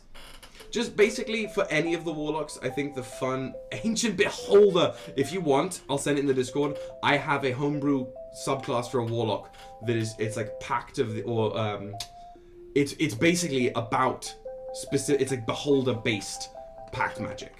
About like the sightless seer and becoming the eyes for a beholder who's grown cataracts over thousands and thousands of years. In exchange for sight, the beholder gifts this person like magical abilities. So that's a great one. Yeah, I think the idea for a warlock, to make it fun in this day and age, subvert the tropes. Think of what you imagine a warlock for, whatever that archetype is, in your head, and flip it on its head. Flip the dynamic on its head, and that becomes more interesting for you, it becomes more interesting for the player, and it opens up so many roleplay possibilities that can leave a table with, you know, jaws agape, which is really all we're looking for as DMs, right? That's what the goal is. So that was a long, winding answer, but you prodded a door open that is a particular passion of mine. Yeah, I'll absolutely hit you up. I have the PDF ready to go. But if there are no more thoughts and questions, what say we take a little reprise back into the world and surrounding realms of Regulus Prime? How about? Excellent. Don't worry, I'm starting the Regulus Prime music as we speak. So, last we met, you guys had to struggle for the first time as godly entities against a being made of writhing flame that was, in its own, racks of pain and discomfort, it seemed, up in the north of the Heart Wilds, the great forests that house the elven people. A fire that had been burning slowly southwards from the northern edge over the course of 500 years. And you went and you combated it in its many, many forms that took you seemingly away from the material plane, at least for a time, for a moment. And given D&D combat, all of this took place over the course of, what, a minute? Not even. Like 30 seconds, the whole thing happened in. That's crazy. Because it took 4 hours. 4 hours.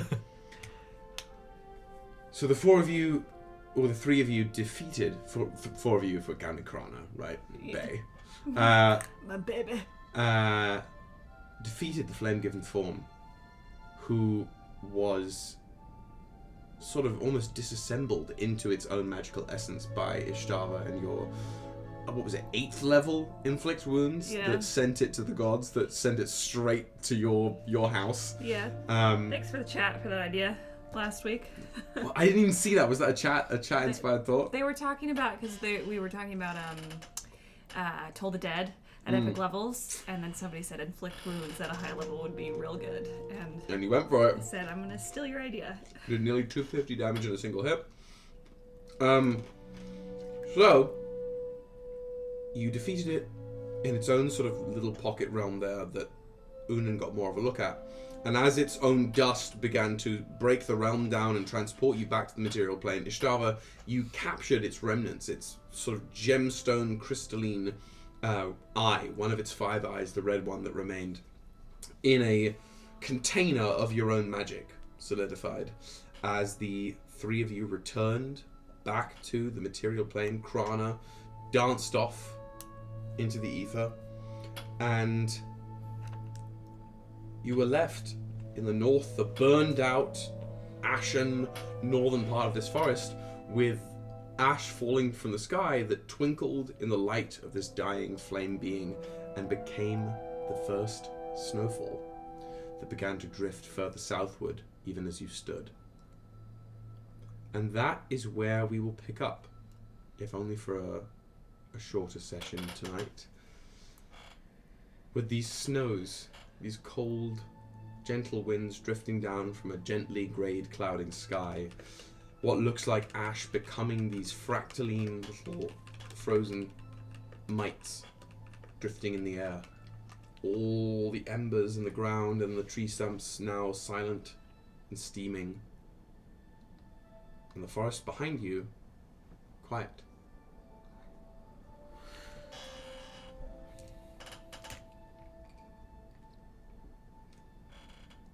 Nevrik is looking up at the snow, experiencing.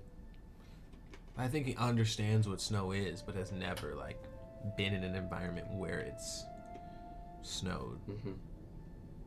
Well, maybe his domain, but that's a whole other thing. But he reaches out his hand just to catch some of the flakes and try and see what they're like. Look at them, their individual shapes and specific.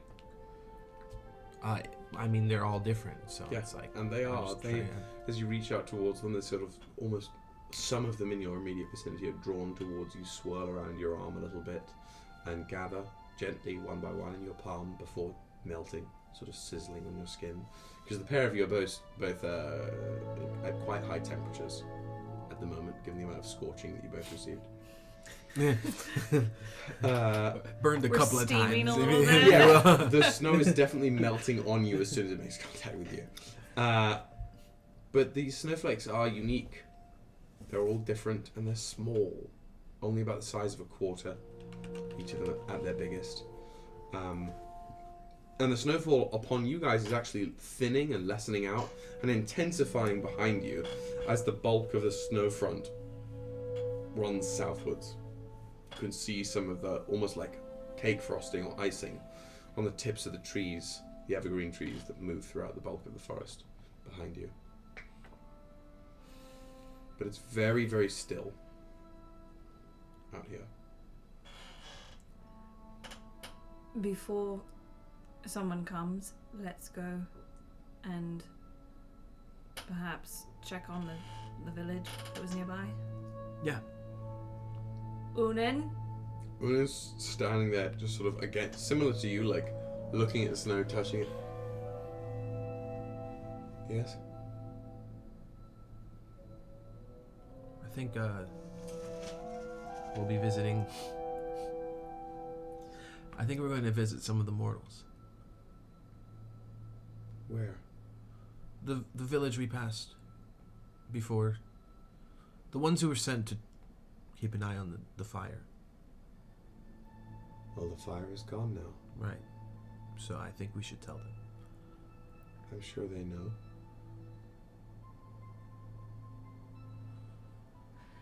Okay. Did you see something wherever you went?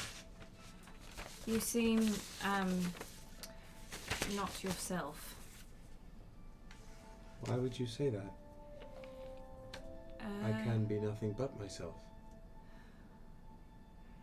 You lovely, literal being. I mean, you seem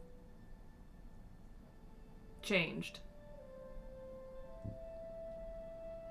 I don't know if changed is the right word, but yes, I did see something.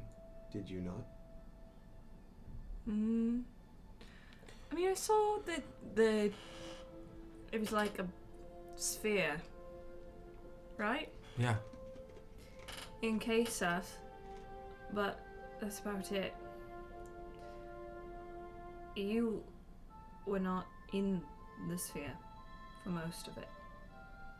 No, I wasn't, was I? I saw something, but it... nothing important. We were going? Right, to the village. Alright. Race you there. I think. Village. I think right outside the gates of the village in the tree line, specifically. I was about to say, you think village? Alright. Which one? Roll a D100. Not a D100. I'd take it. I'd take the chaos. Yeah. So you're looking to you think, like, you visualizing that particular, like, almost fortress-like Yes. village in the trees. Thinking the same? Yes. Okay. You two again sort of visualize the village, turn towards the tree line and begin to move, and the trees stretch and bend like watercolor paintings in a rainstorm. They pull away and you just wend through it all, moving so slowly and so quickly all at once until it all snaps back into place around you, and you adjust. Whereas you came from the other side the first time, you are now down the end of the gentle sloping hill in the middle of the forest, with some of these trees still a little smouldering, but mostly just steaming, because this is where the hints of the flame began, at the base of this hill. But at the top, as you throw your attention up the hillside, you can see that sort of settlement ringed in by trees standing on the top of the hill, with now, without even a perception check, there are a large number of people gathered outside the walls, looking down the hill towards you. Some people are sort of in the walls, peering through the gaps in the spiked fence, looking out down again across the forest towards you. So they definitely, there is a ripple of startling as you appear out of nothing, and these people sort of shift and lean and look towards you. I will say, before I ask you the next question, that as you guys reassemble and see that reaction, Ünen is not with you. Can I spidey sense where he is? Yeah, do a ping. You can try.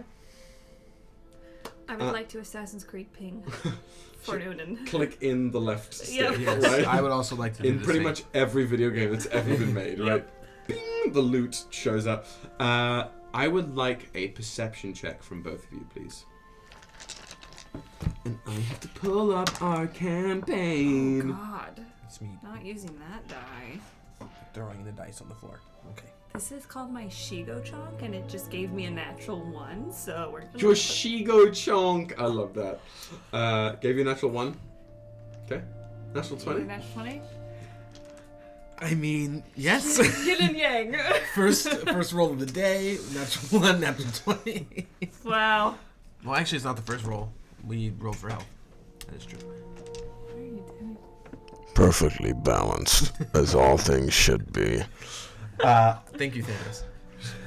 So, with a combined neutral between the two of you, I will say that between the both of you, you can sense that in an almost sort of nonsensical way, Ünen is here on material Regolus, but also not.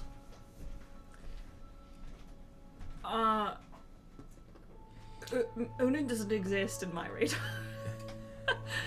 He's Ünen? Who this? Who's Ünen? What's a metaphysical, like, godly eye bug for a godly crit fail? Like a headache. Ugh. He hasn't gone back home that much, I can tell. I think we just leave him to his vices. He's, Right. you know, Cover more we ground know that Ünen. way. Yeah. I don't know.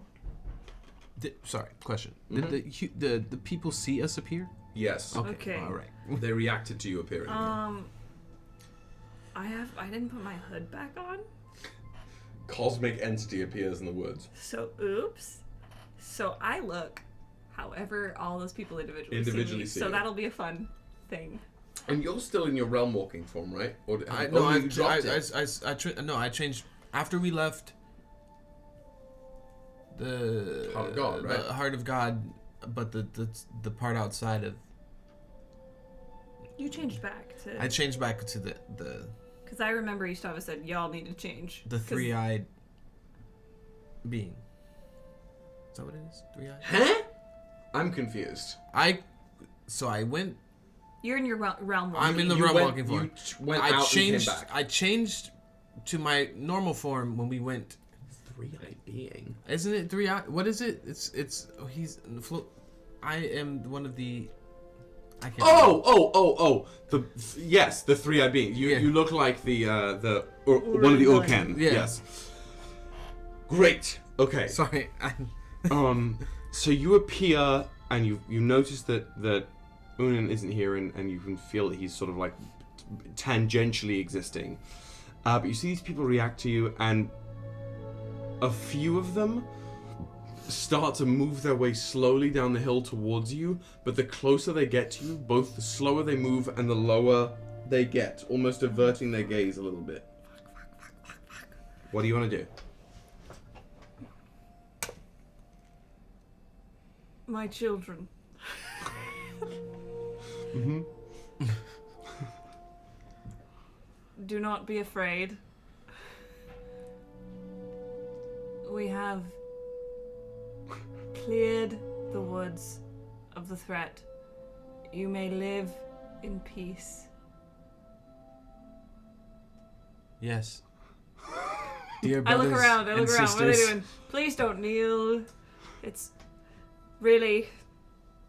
I appreciate it, but it's hard to see your faces and for you to see mine. Can you roll me a persuasion check, please?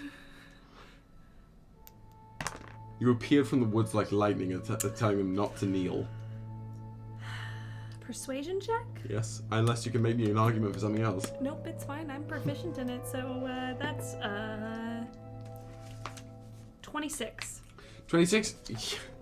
So you speak this unto them, that the threat of the woods is cleared. Do not kneel, my children. Our faces must be seen. And from the few, the probably like 8 to 12 of them who have really started coming down the hills and are taking that lower form, they gradually like unfold, look towards each other.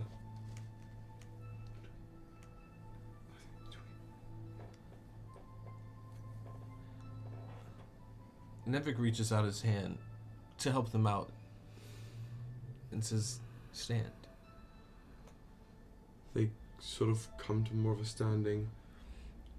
And a particularly sort of bright-eyed one,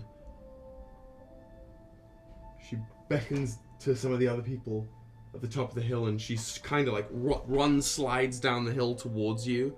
And as she gets closer to you, she does kind of like bow a little bit, like or crinkle inwards a little bit before peering up through the insides of her eyes.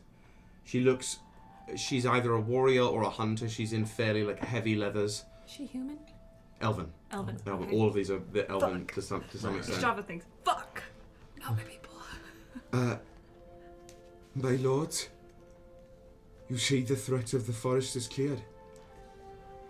Aye. The flame, Yes. the burning, it is gone.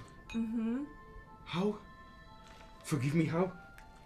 I take my hand and do the touch, the comfort touch. By my will. I need to go. And then I throw a sly wink at Nevrik. What's your 10 plus proficiency plus your wisdom? Oh, right. Plus The touch. proficiency plus my wisdom would be 23 plus 20. That'd be 23. 23. You touch her and she looks right up into your eyes. And her eyes go wide. And she like sort of almost like trips while standing down to the floor, to the forest floor. She grabs onto your ankle for a moment before looking up at you.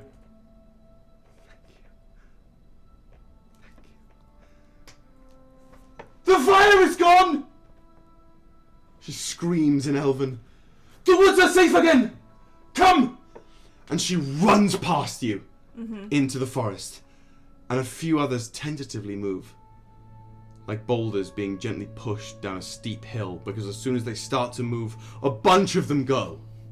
Right past you, maybe even brushing by you, giving you a look as they go, you know, gently running their hands across your shoulders, your arms, looking towards you, almost teary-eyed, some of them, as they run past into the forest.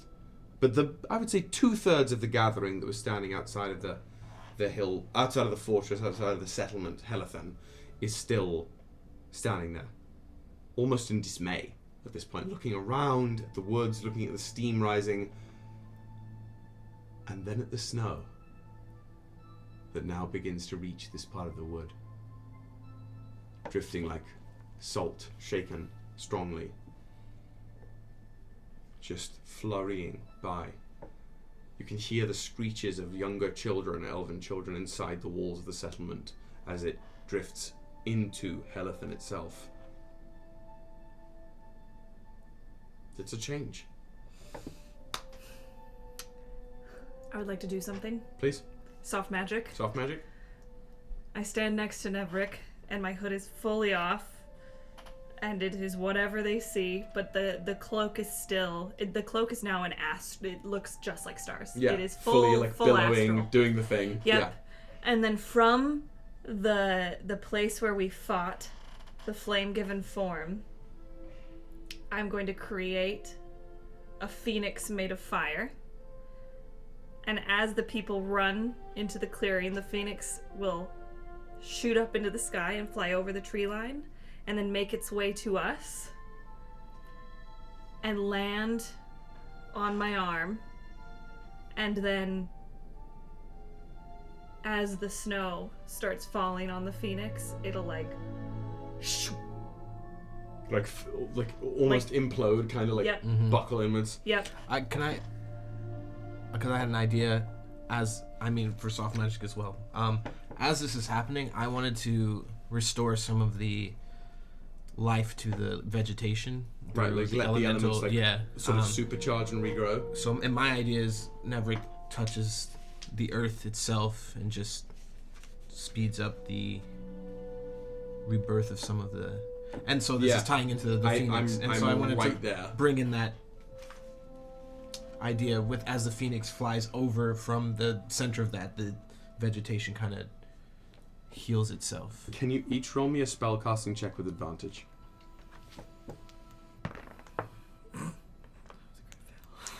You need new dice. Okay, that's better. You did in that 20. 16 first and then in that 20. A spellcast. Okay, so Proficiency plus wisdom, I think, right? 27. 27. Nat 20 for a total of...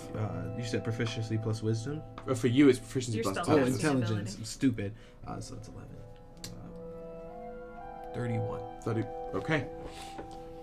So as they're running into the tree line, do you say anything to bring forth the phoenix, I or will. you just will it? I will it. I'll say something after. Okay, great. So you stand there, and whether you're looking at each other or not, whether you're, there's no planning here, there is that same feeling, right? It's the same thing that happens when you ping out and can feel another divine presence. There's just a vibration, a resonance between the two of you, this godly moment. As from, 15 minutes or so away into the woods, that clearing, that crater rumbles with flame, but it is flame reclaimed now. As from it, a torrent of fire erupts into the air. So bright that the people here, standing at the borders of Helathan, can see it rise. And this little crystal, the crystal eye that you have encased in your own magic, glitters and shines through the encasing there, lending its essence to the flame from which it came. As this flame rises and splits its wings forward into this great bristling bird of flame that begins to soar over the forest towards you. And as its wingspan shadows the sky and casts itself over the clearing, Nevrik, as you touch the soil, there's little motes of cinder and embers drift from this phoenix over the forest. Combined with your touch, they wend down to the ground, and this burnt stump-like trees, or even just the shriveled ones nearer you here at Helathan, crack and burgeon and swell as the earth begins to pulse like a living thing, and the trees grow with new, almost,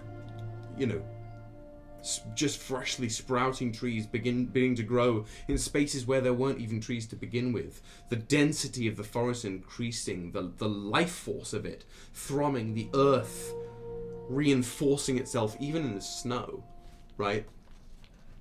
And these people behind watching the woods grow and this bird of flame soar above as the snow seems to fall, the snow seemingly being what's making all of this grow. The mouths open wide, drop, eyes just fixed on all of this as this bird of flame swoops over and soars down and lands right onto your arm, cloak billowing around you as the snow continues to almost spiral around you, Nevrik. Some of the leaves on the forest floor twirling around your feet as the trees continue to swell and grow as this forest takes shape once again. As the phoenix. Yep. And it like seems to go like into me. Yep. Where there is death, there is life. We are the gods of the afterlife, the cycle, and the children of the elements. We are your protectors. We are yours as you are ours. My name is Ystävä, and this is Nevrik. And we are your gods. And your friends. Who's in charge here? The wind rises around you. This hillside of people. Whether you want them to or not, at those words, they take a fucking knee. And some of them look up this way and point to above, just like above the edge of the fence posts here. So these two very youthful looking, very angular, presumably Enelven, the wood elf ancestors, and they look very, very similar, very, very pale, like bronze colored, standing right there. And these two standing there watching over all of this, youthful enough looking almost to be children. Mm-hmm. They look down at the other elves, to you.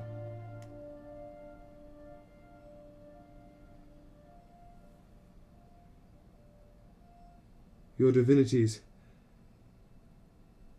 it is us who are in charge. I am Polara. My brother Castorel and I. We are those now in this year entrusted with the keeping of Helathen and its noble purpose.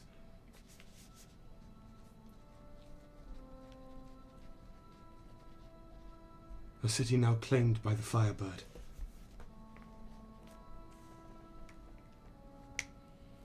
And Polara, she whips over the fence posts and sort of like comes for a rolling land as the people around the hillside part. She sort of lands and then gets settled on both of her knees, almost in a meditative pose, sat upright, looking towards you. My gods, what would you have of us?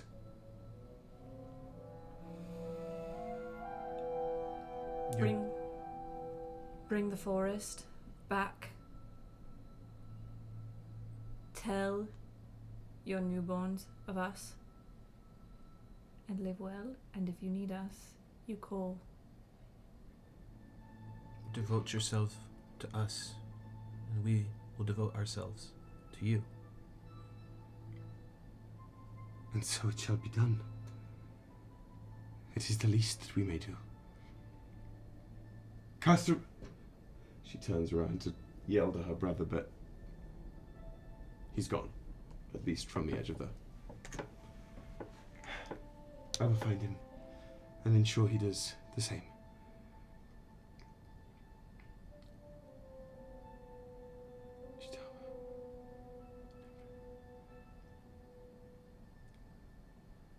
If nothing else, our humble housing here in the deep woods, it will now and for always, so long as our people keep it, be a haven for those who wish to follow your ways. Your roads will always lead through here, as you have given us a road forward where there was none for so many years now. Is this you, also? She reaches to touch the falling snow. It is us. It is. It's snow. Snow. I think I like snow. It's quite beautiful, isn't it? If it is you, then yes, it is. She looks towards her own people. Go! Send birds, send messages back to Heart of God. They must know. And they must know whose name we carry in our hearts. Some of you, please, move! And sort of, again, half of them entranced, half of them, or a third of them shocked by your speech. But some of them begin to hustle and head back towards the confines of the city, murmuring amongst themselves. Is there a, the fence, is there like the entrance, does it have... An arch? Like an arch, yes. The entranceway is on the, if you're basically facing the northern wall of the thing, and the gate is on the southern wall where you came from, and it's basically like a carved into the wooden pike fence posts. There's like a sort of a hinged double doorway. It's less of an arch though. Okay. Another soft magic idea. This I want to, with the quill, and not to summon anything, not to just as like a symbol of protection. I want to draw a phoenix symbol with a 5-pointed star, like on the chest, somewhere on the gate, and as a sign of protection of. Oh, God. sure. And you want to walk up and around to the gate? To do that? Yeah, absolutely. Okay. Absolutely. Are you gonna do anything while he does, or are you just gonna engage with these new wrapped individuals? Before Polara gets up, I want to take my hands on her forehead and brush my thumbs along it, and kind of like early druid craft. What forms is like a diadem, like a tiara, that looks like icy flame. Like white inside, almost like bluish outer flame tips. I have to restrain myself. Okay. And as I do it, I say, whoever bears this crown bears the favor of Ystävä and Nevrik. I'm not even gonna have you roll because I'm like actively preening. So she's still kneeling there. You like Simba. You know, literally Simba. Fuck, I love it. You just sort of shape with your thumbs, hands clasped around the back of her head, this icy flame in a circlet around her head that connects, sort of flickers and becomes alive almost. Again, that gemstone in that magical flask flickers again, bristles. And as you do that and you're saying those words, you bear the favor of Ystävä and Nevrik. She is weeping. Tears are pouring down her face quietly. You know, it's just almost like a natural reaction from the body.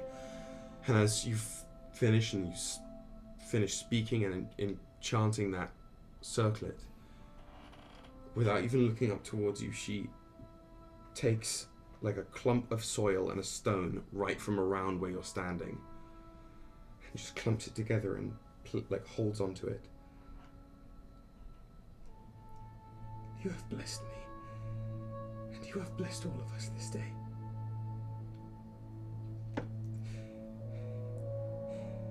I will bear your favor, and those who come after me will bear it as well. Good. She stands, still holding that stone and that soil, some of the earth trickling from the cracks in her fingers. She wipes her eyes.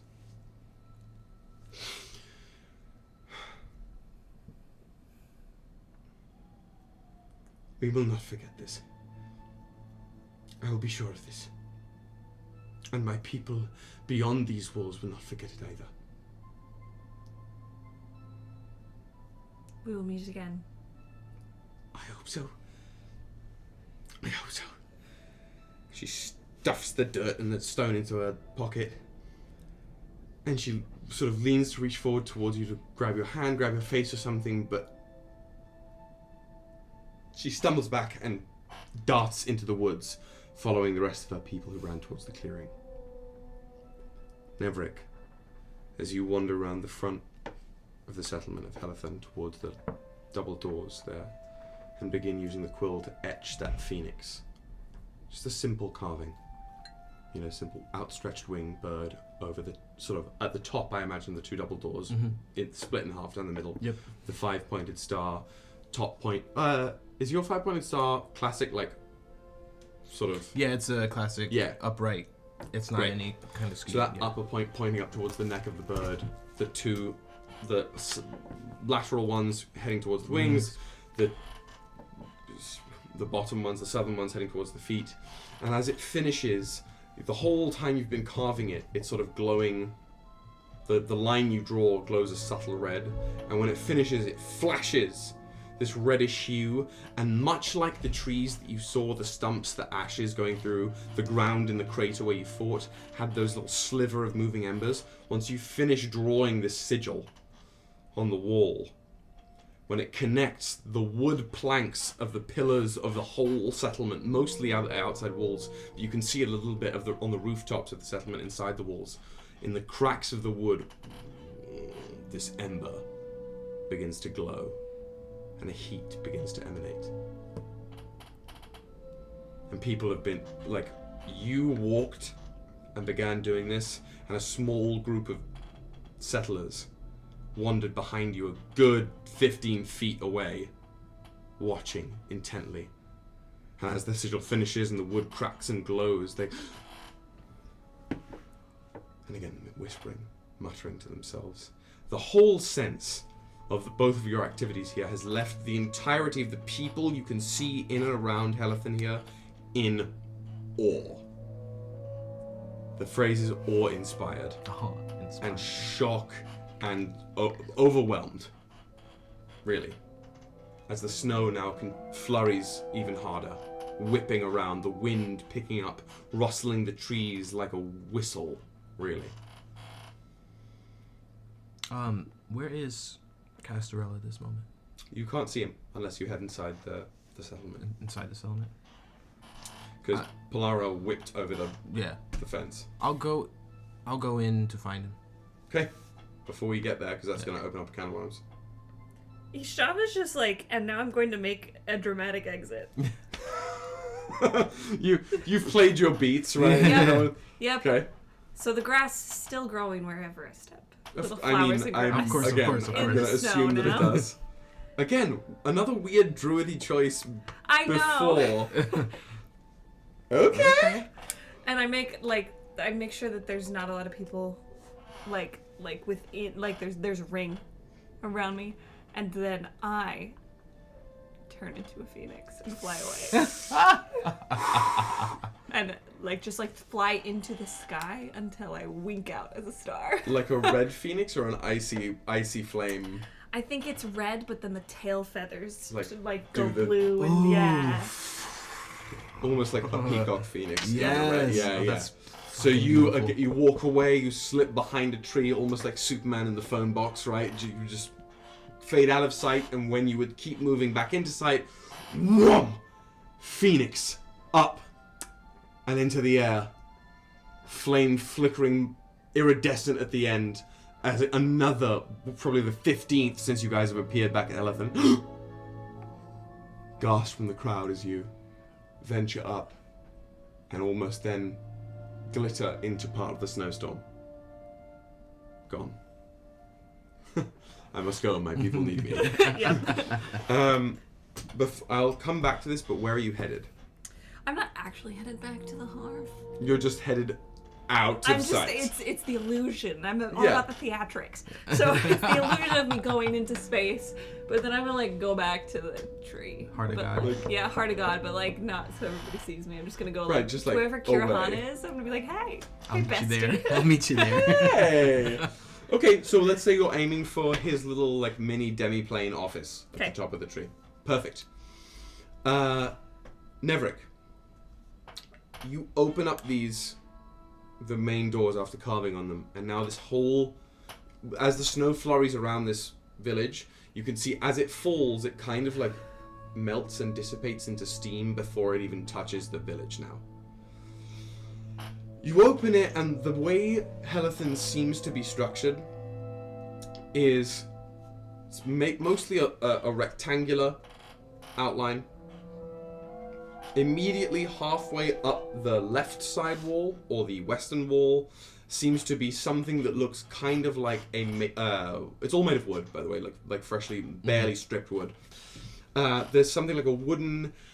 it kind of looks like an open-air stable, but it's mostly filled with gear and like tanning equipment, as opposed to horses or anything, or the deer that you've seen them ride before. On the eastern wall, again, sort of similarly like built into jutting out of the wall, looks to be something like an armory. It's mostly not a lot of metal weaponry. It's a bunch of bows and some spears and a couple swords that look like they're made of ore as opposed to metal. Just like a storage place for hunting or fighting goods. Corner of the eastern wall, at the northeast corner, there is something of a tower with a thatched roof. The bulk of the inside, the middle portion of Helathan, is a bunch of half wooden, half tarpaulin, like tent huts. They don't look as temporary as tents, but they don't look as permanent as houses or full huts either. And they mostly circle in two like semicircles around the central, more permanent building, which you've always been able to see as you've passed around and from behind Helathan. Looks like a longhouse. Okay. Right? It's and it spans from end to end. It's mostly horizontal. It goes from the western to the eastern wall, ridging upwards. Again, all wood with some thatching, some stairs leading up from the main entrance towards it, and it clearly has some kind of vantage point around it on the back side of it, which is where Castorel and Polara were standing. And to that point, there are like stairs and ladders to a ridge around the entire inside wall that is clearly used for like guards post. You've seen kids poke their heads through there too. It's an incredibly... It's a small settlement, but it clearly is meant to house a good few people. And it's simple despite being, you know, the most put together settlement you've seen outside of Heart of God. Right? Yeah. It's not a cave. It's not like a flame, a campfire in a rock cluster. It's, you know, not sheepskin thrown over a branch. There's a lot of thought behind it. It looks well designed. It looks well made. It also looks weathered and beaten, and some of the wood around it looked scorched and burnt, though now it looks a good sight better. But that's what you see. And there are still a good few people running around, though anyone who can see you right now as you've opened these doors is just stock still and watching. What do you do? I'm looking for Castorel, so I'm just gonna... Do I see him? Is he... Roll me a perception check. That is a... 23. 23? Yeah, you see him. He is trying to make himself small, and he is off into some little alcove of the western wall stables, clearly like gearing up in some way, and like you got a 23? Yeah. Yeah, he's like stressed. I would say both Polara and Castorel, the closest I can describe them to you in human terms, they look like very wafy 14-year-olds. Malnourished 14-year-olds. Cool. I should have given her food, not a crown. What a blessing. A divine Oops. grace. Should have given her a Kit Kat bar. Should have given her some protein shake. Yeah. I'm gonna walk over to him, and before I do, I'm gonna unfurl my wings and remove a feather, similar to the Sacramento itself. And just hold on to that. And I'm going to walk over to him. And I'll say, Castorel. So he's like latching something on himself and fiddling with, and you say his name. Your divinity, yes. Be calm. Everything's fine. No reason to be anxious. Of course.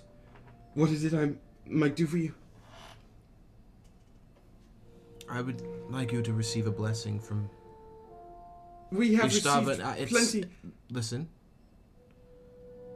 Have you ever harnessed magic?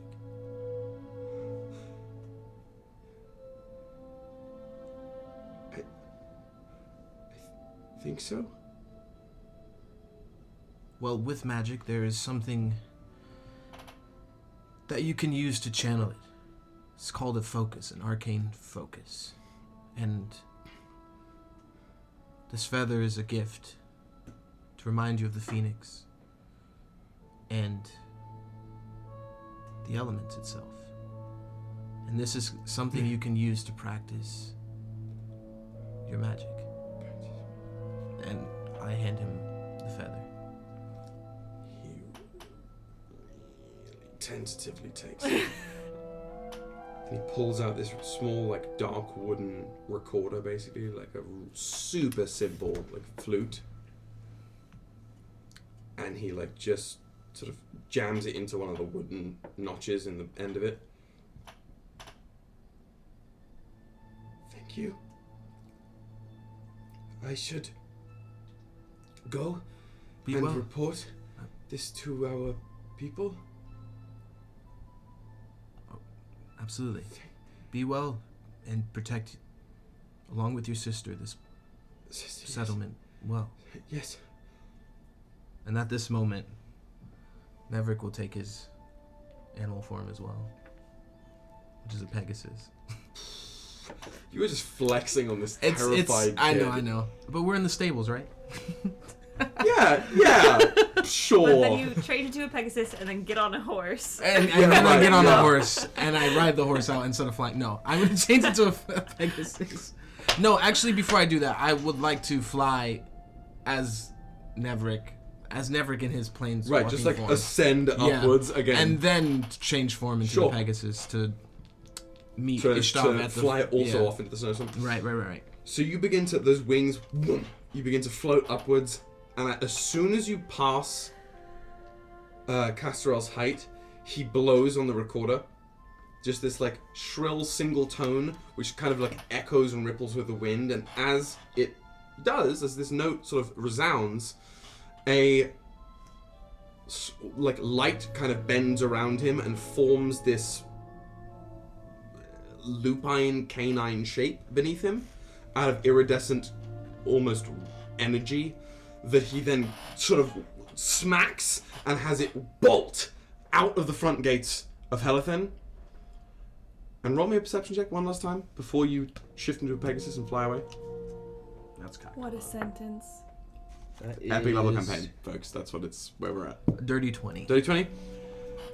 As he bolts out of Helathen, instead of heading down towards Heart of God, he immediately wheels around and heads up north. Oh. Interesting. But by the time that happens and you see him wheel up north, you're flying high enough that you're enveloped in the snow, which seems to again whirl around you and use you as a nexus as you shift into a Pegasus and gallop through the air into visual obscurity. As the people beneath you in Helathen, the last thing you see of them is them either watching you go in awe or activity, like interpersonal energy, taking charge as probably some kind of catalyst sets off for these people.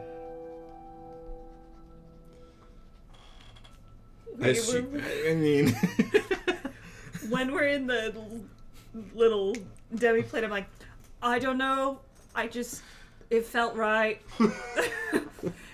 I'm not sure what it is When or you what come I off did. stage after you've done like a You're like- ridiculous improv thing off script and just You're like like- completely change the scene. Like, I don't know. I made a choice. Big choices, right? And it felt like it worked. So, and I assume you're heading to where Ystävä's going. Absolutely. So, Ystävä, you fly, both like flying and also like god speeding through the air towards Heart of God in that demi-plane. And as you sort of phase into it, receiving no resistance, are you staying as a phoenix or are you transforming back when you arrive? I'll like with flair, because I know Kirrehan will appreciate it. Like, Like going as a McGonagall phoenix style. and then like sparks fly and then I'm like back to Ystävä. Yeah. Please welcome to the stage, Ystävä! Boom, boom, boom, boom. Yeah, exactly. Yeah, you have your arena concert entrance landing back into this treetop demi-plane. Now with the snowstorm hasn't arrived in Heart of God yet, but the pre-storm clouds have these thick, wispy, cotton candy grey clouds just burgeoning overhead. And as you erupt back into your form,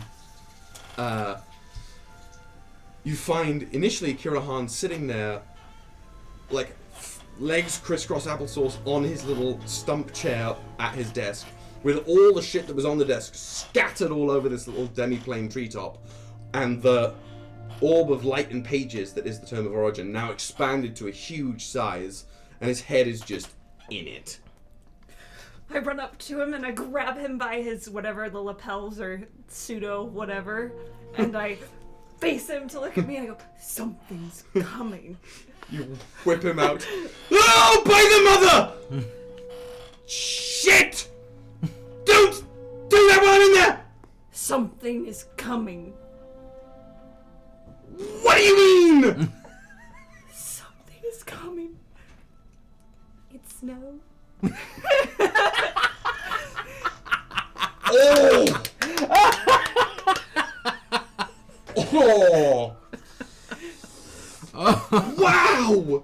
You are one to watch! 10 out of 10! No.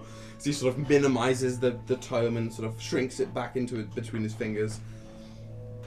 Wow! That's fresh! That is a fresh one! Hi. First of Hi. all, okay, What were you Snow. doing in there? What do you mean, what was I doing In the there? bowl. My work? What is that? I was doing what do you want me to say? Fun things? Maybe. It's all fun. Work should be fun. Right? Did you have fun? Up there? What was that like? Actually, will you look at this? And I pull out the crystal. So there was this thing, the fire thing. Right. Right? Yeah. I got rid of it, maybe. But this part, the red part in the middle, that stayed, so I thought I'd zhuzh it with my magic. yeah. Do you know what this is or what that was? At one point, Ünen went somewhere else. Somewhere else? Like else? Yeah, Like not just down the road? yeah. And then he came back, and then at one point everything like encircled us, like we it wasn't here, but it wasn't anywhere else. It was like like this place, kind of maybe, but this is what's left. That's what's left. He sits up.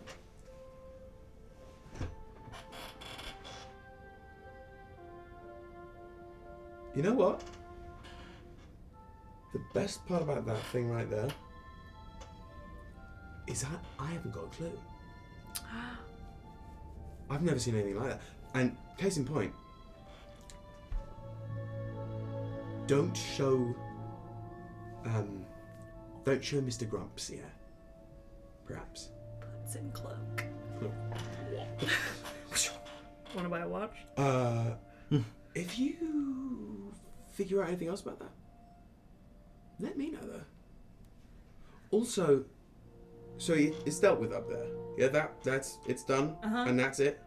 Yeah. Okay. Good. Snow. Speak on that. I didn't know the word for it, but then I think it was Nevrik who gave it the name, but it came from the ash of the fire, the flame-given form. I don't know if you know. It was angry. It was really angry, and then it kept saying, "Why don't I? Why can't I wake?" And then we killed it, and then it was ash, and then the ash turned to snow, and now it's snowing, and it's getting, not as, it's getting cold. I think it's coming here. It looks fun. I mean, it sounds fun for us, for sure. Wow, that is a lot spicier than I thought it was going to. I thought it was just like an angry guy in the woods. I never went to check. Okay. Anything else you're worried about and you haven't checked that you want me to check? I mean, lots of things, but if I checked all the things I was worried about, I'd be like Mr. Grumps, and then what would I be for? True. Right, we can't have 2 Mr. Grumps. It's best for just one. So, I mean, if you're looking to check off my workload, I want to build a cult. Well, and so I like go, all over, and I can slide your name in there too if you want. Be like, oh.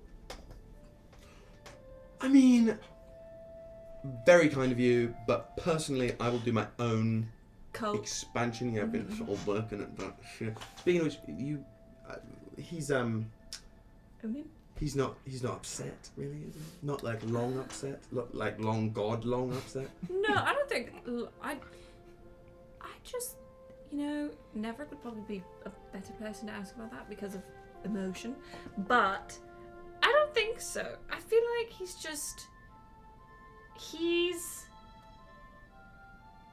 too literal sometimes, and so. He can't see like the grey areas of things, so he'll get over it. Don't worry. Yeah. I've got him. I don't. He might not trust you for a few hundred years, but he'll be fine. I don't trust me, so that's neither here nor there. 2 points of order. If you're looking to start a cult, a following, I don't have any particulars for you on that, other than people respond very, very, very well. I've noticed. To things they are afraid of. I like the fire thing. That worked really well. The more they fear something, the more they are likely to revere it. And that's all I've got for you there. In terms of my checklist, the only thing that I really cannot be asked to do is deal with the water. And I say that because we've been noticing some of our scouts here, my Ünen scouts, the elf scouts, they've gone way, way, way west or way east, either way, and they try to cross the water with makeshift stuff. I thought their boats were okay, frankly, but they get lost, and we don't see them again. Oh. So that's one thing. But again, I'm not too worried about it. We just stopped really sending people out there. Okay. A couple hundred years back. So it's not... We get to the edge. The humans are more dilly-dallying with the water itself. They seem to be having a little better luck. The edge of what? Water. What all the water. It just drops off? I don't know. I haven't gone out there. I'm not the god of the water. Do we have a god of the water? I mean, Sindar, maybe, sort of. I mean, Sindar, in theory, right? But Sindar does what Sindar does, and that's why I like her. She's good laughs. She's good laughs, but not in terms of how Aldwin or Mama would like us to do things the way they want to do things. So, is she the god of the water in the way that would she be the? I don't know. Okay. That's a question for her, really. Okay. No, but I'm just clearing up my mess here, frankly, which I'm comfy handling. Me and the birds, I'm mostly. I want more of that. Whatever you tucked away there, I want. I can't stop thinking about that. and it's only been a couple moments, but that's gonna do me in. You can see little lights behind his eyes start to flicker, and they bleed like veins through the sides of his head, just for a moment, like a flickering flash. Yeah, I'm gonna need to. And he smacks the desk one hard time, and it bends like rubber before snapping back in place. I want more of that. If you want what I want, if you want more things to do, that on my part. That's my request. More so than the water, more so than... Yeah. Your task, as far as I'm concerned, with the fire isn't done till that's dealt with. What do you mean, dealt with? I don't know. What does that mean? Anything else? I'm trying to see, but... Can I roll an insight check to see if he has nefarious plans with that? Like if I sense like a vibe check. Like a vibe check in terms of what he wants to do with the crystal. Vibe check on the crystal, absolutely. And it is probably at this point that you are galloping into the demi-plane here.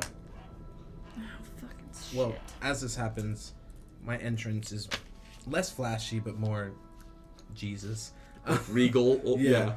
So the Pegasus form kind of shrinks as his wings wrap around his body, and then as his wings unwrap, he's in his god form. Are his arms wrapped around him like he's giving himself a hug? Yeah, honestly. And then he like floating around. Yeah, I see it. Like Superman, Man of Steel, right with the light behind you. Yeah, absolutely. Yeah. So as you drift in, and Kirrehan is first like just fixated on this point, like almost more looking at his own thoughts than looking at you. As you drift in,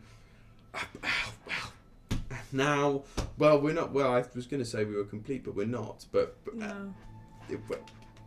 Much, very nice, well done, well done. What's your insight check? 19.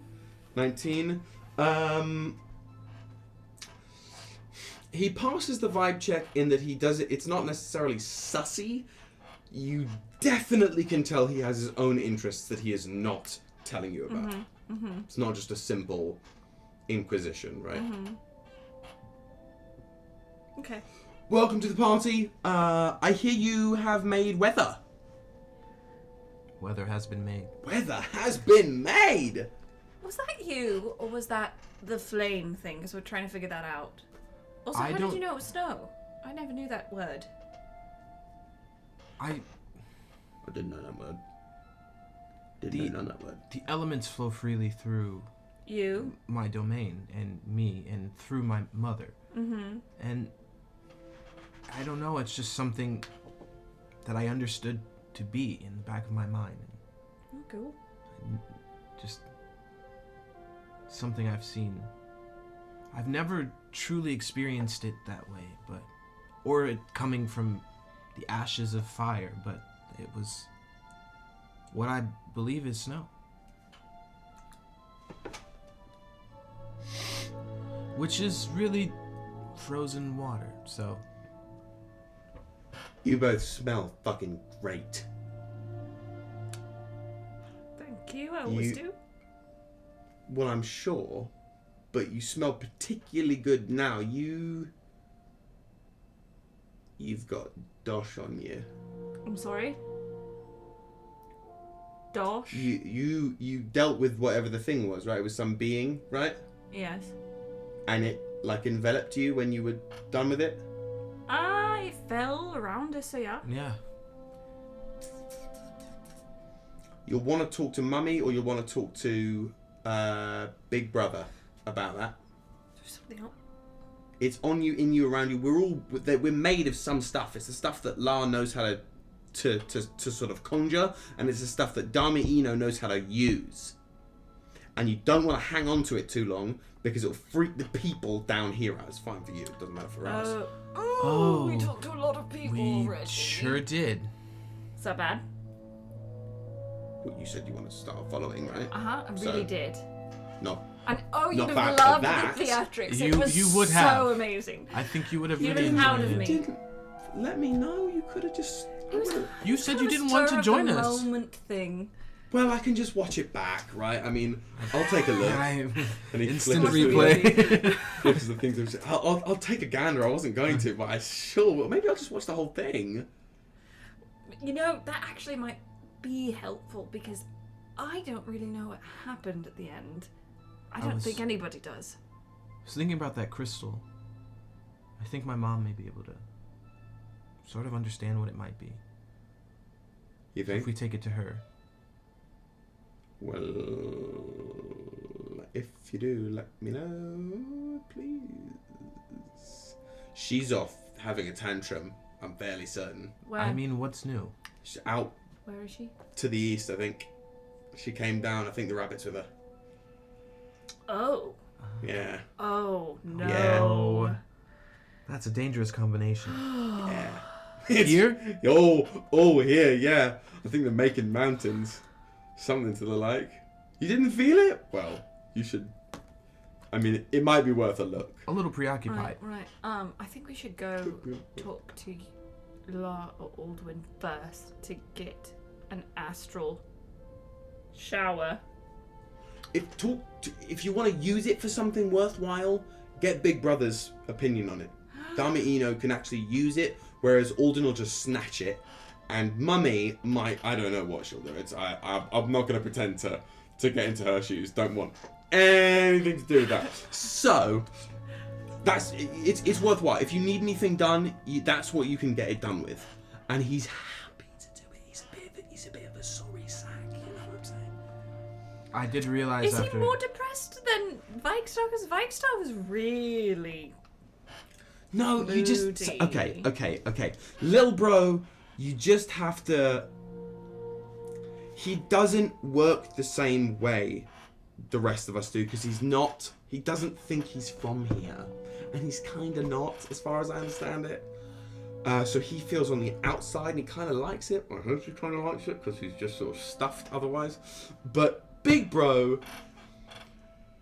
just sad. Okay. Table the Vikestar conversation for later about where he would be from. Yeah. Well, sure. I mean, don't have much to say, but sure. And we'll go find Dame Eno. If you're gonna impersonate me, let me know first. Okay. How long do you plan on going? Not long. A quick pop and I think So I probably need to 50 come years back or to something. my mom. She's volatile. Can Dame Eno not come here? I mean, he can, kinda, but he can't make anything with it down here. Job. He works what he up could there. do, the Sunforge, if you remember. There aren't many of us who can do what we do. That's why we're so into you all. Mummy, the brothers, they're all up there. They don't really do this. Alden can't come down here, but he can see. He can, he chooses not to. Not all the time. If he shows up down here, Everything's strap in, because we're in for a hoot. I've never even seen it. Let's go find Dame Eno quickly, and then we'll come back here. Hopefully, only 50, 100 years have passed. Hopefully. Keep us updated. Is there a way we can... anything to do with this crystal, you will keep us updated. Done deal.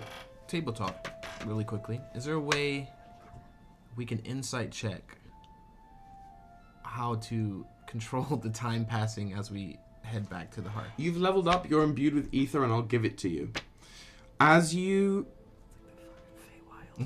if you want to... We can do it basically semi-controlled. As you guys ascend to the hearth, time will pass. Right. It's part of the motion that's used by the world beacon. The world has to turn for the world beacon to work, right? So, you can decide if you want to be gone a short time, an average period of time, or a long period of time. And if you relinquish control to the beacon, it's going to do what it does. But if you choose to control it, we can roll, one of you can roll a d10, and that will define how many years within that modicum go by. Okay? Sound fair? Yep. Sound like it works? I like that. 10 being 100. and lower? So or? if you roll a d10, it's multiples of decades that will go by. If we're talking short periods of time. Okay, right. I would like 10,000 years to pass, and then we will come back. We will be gone for 10,000 years.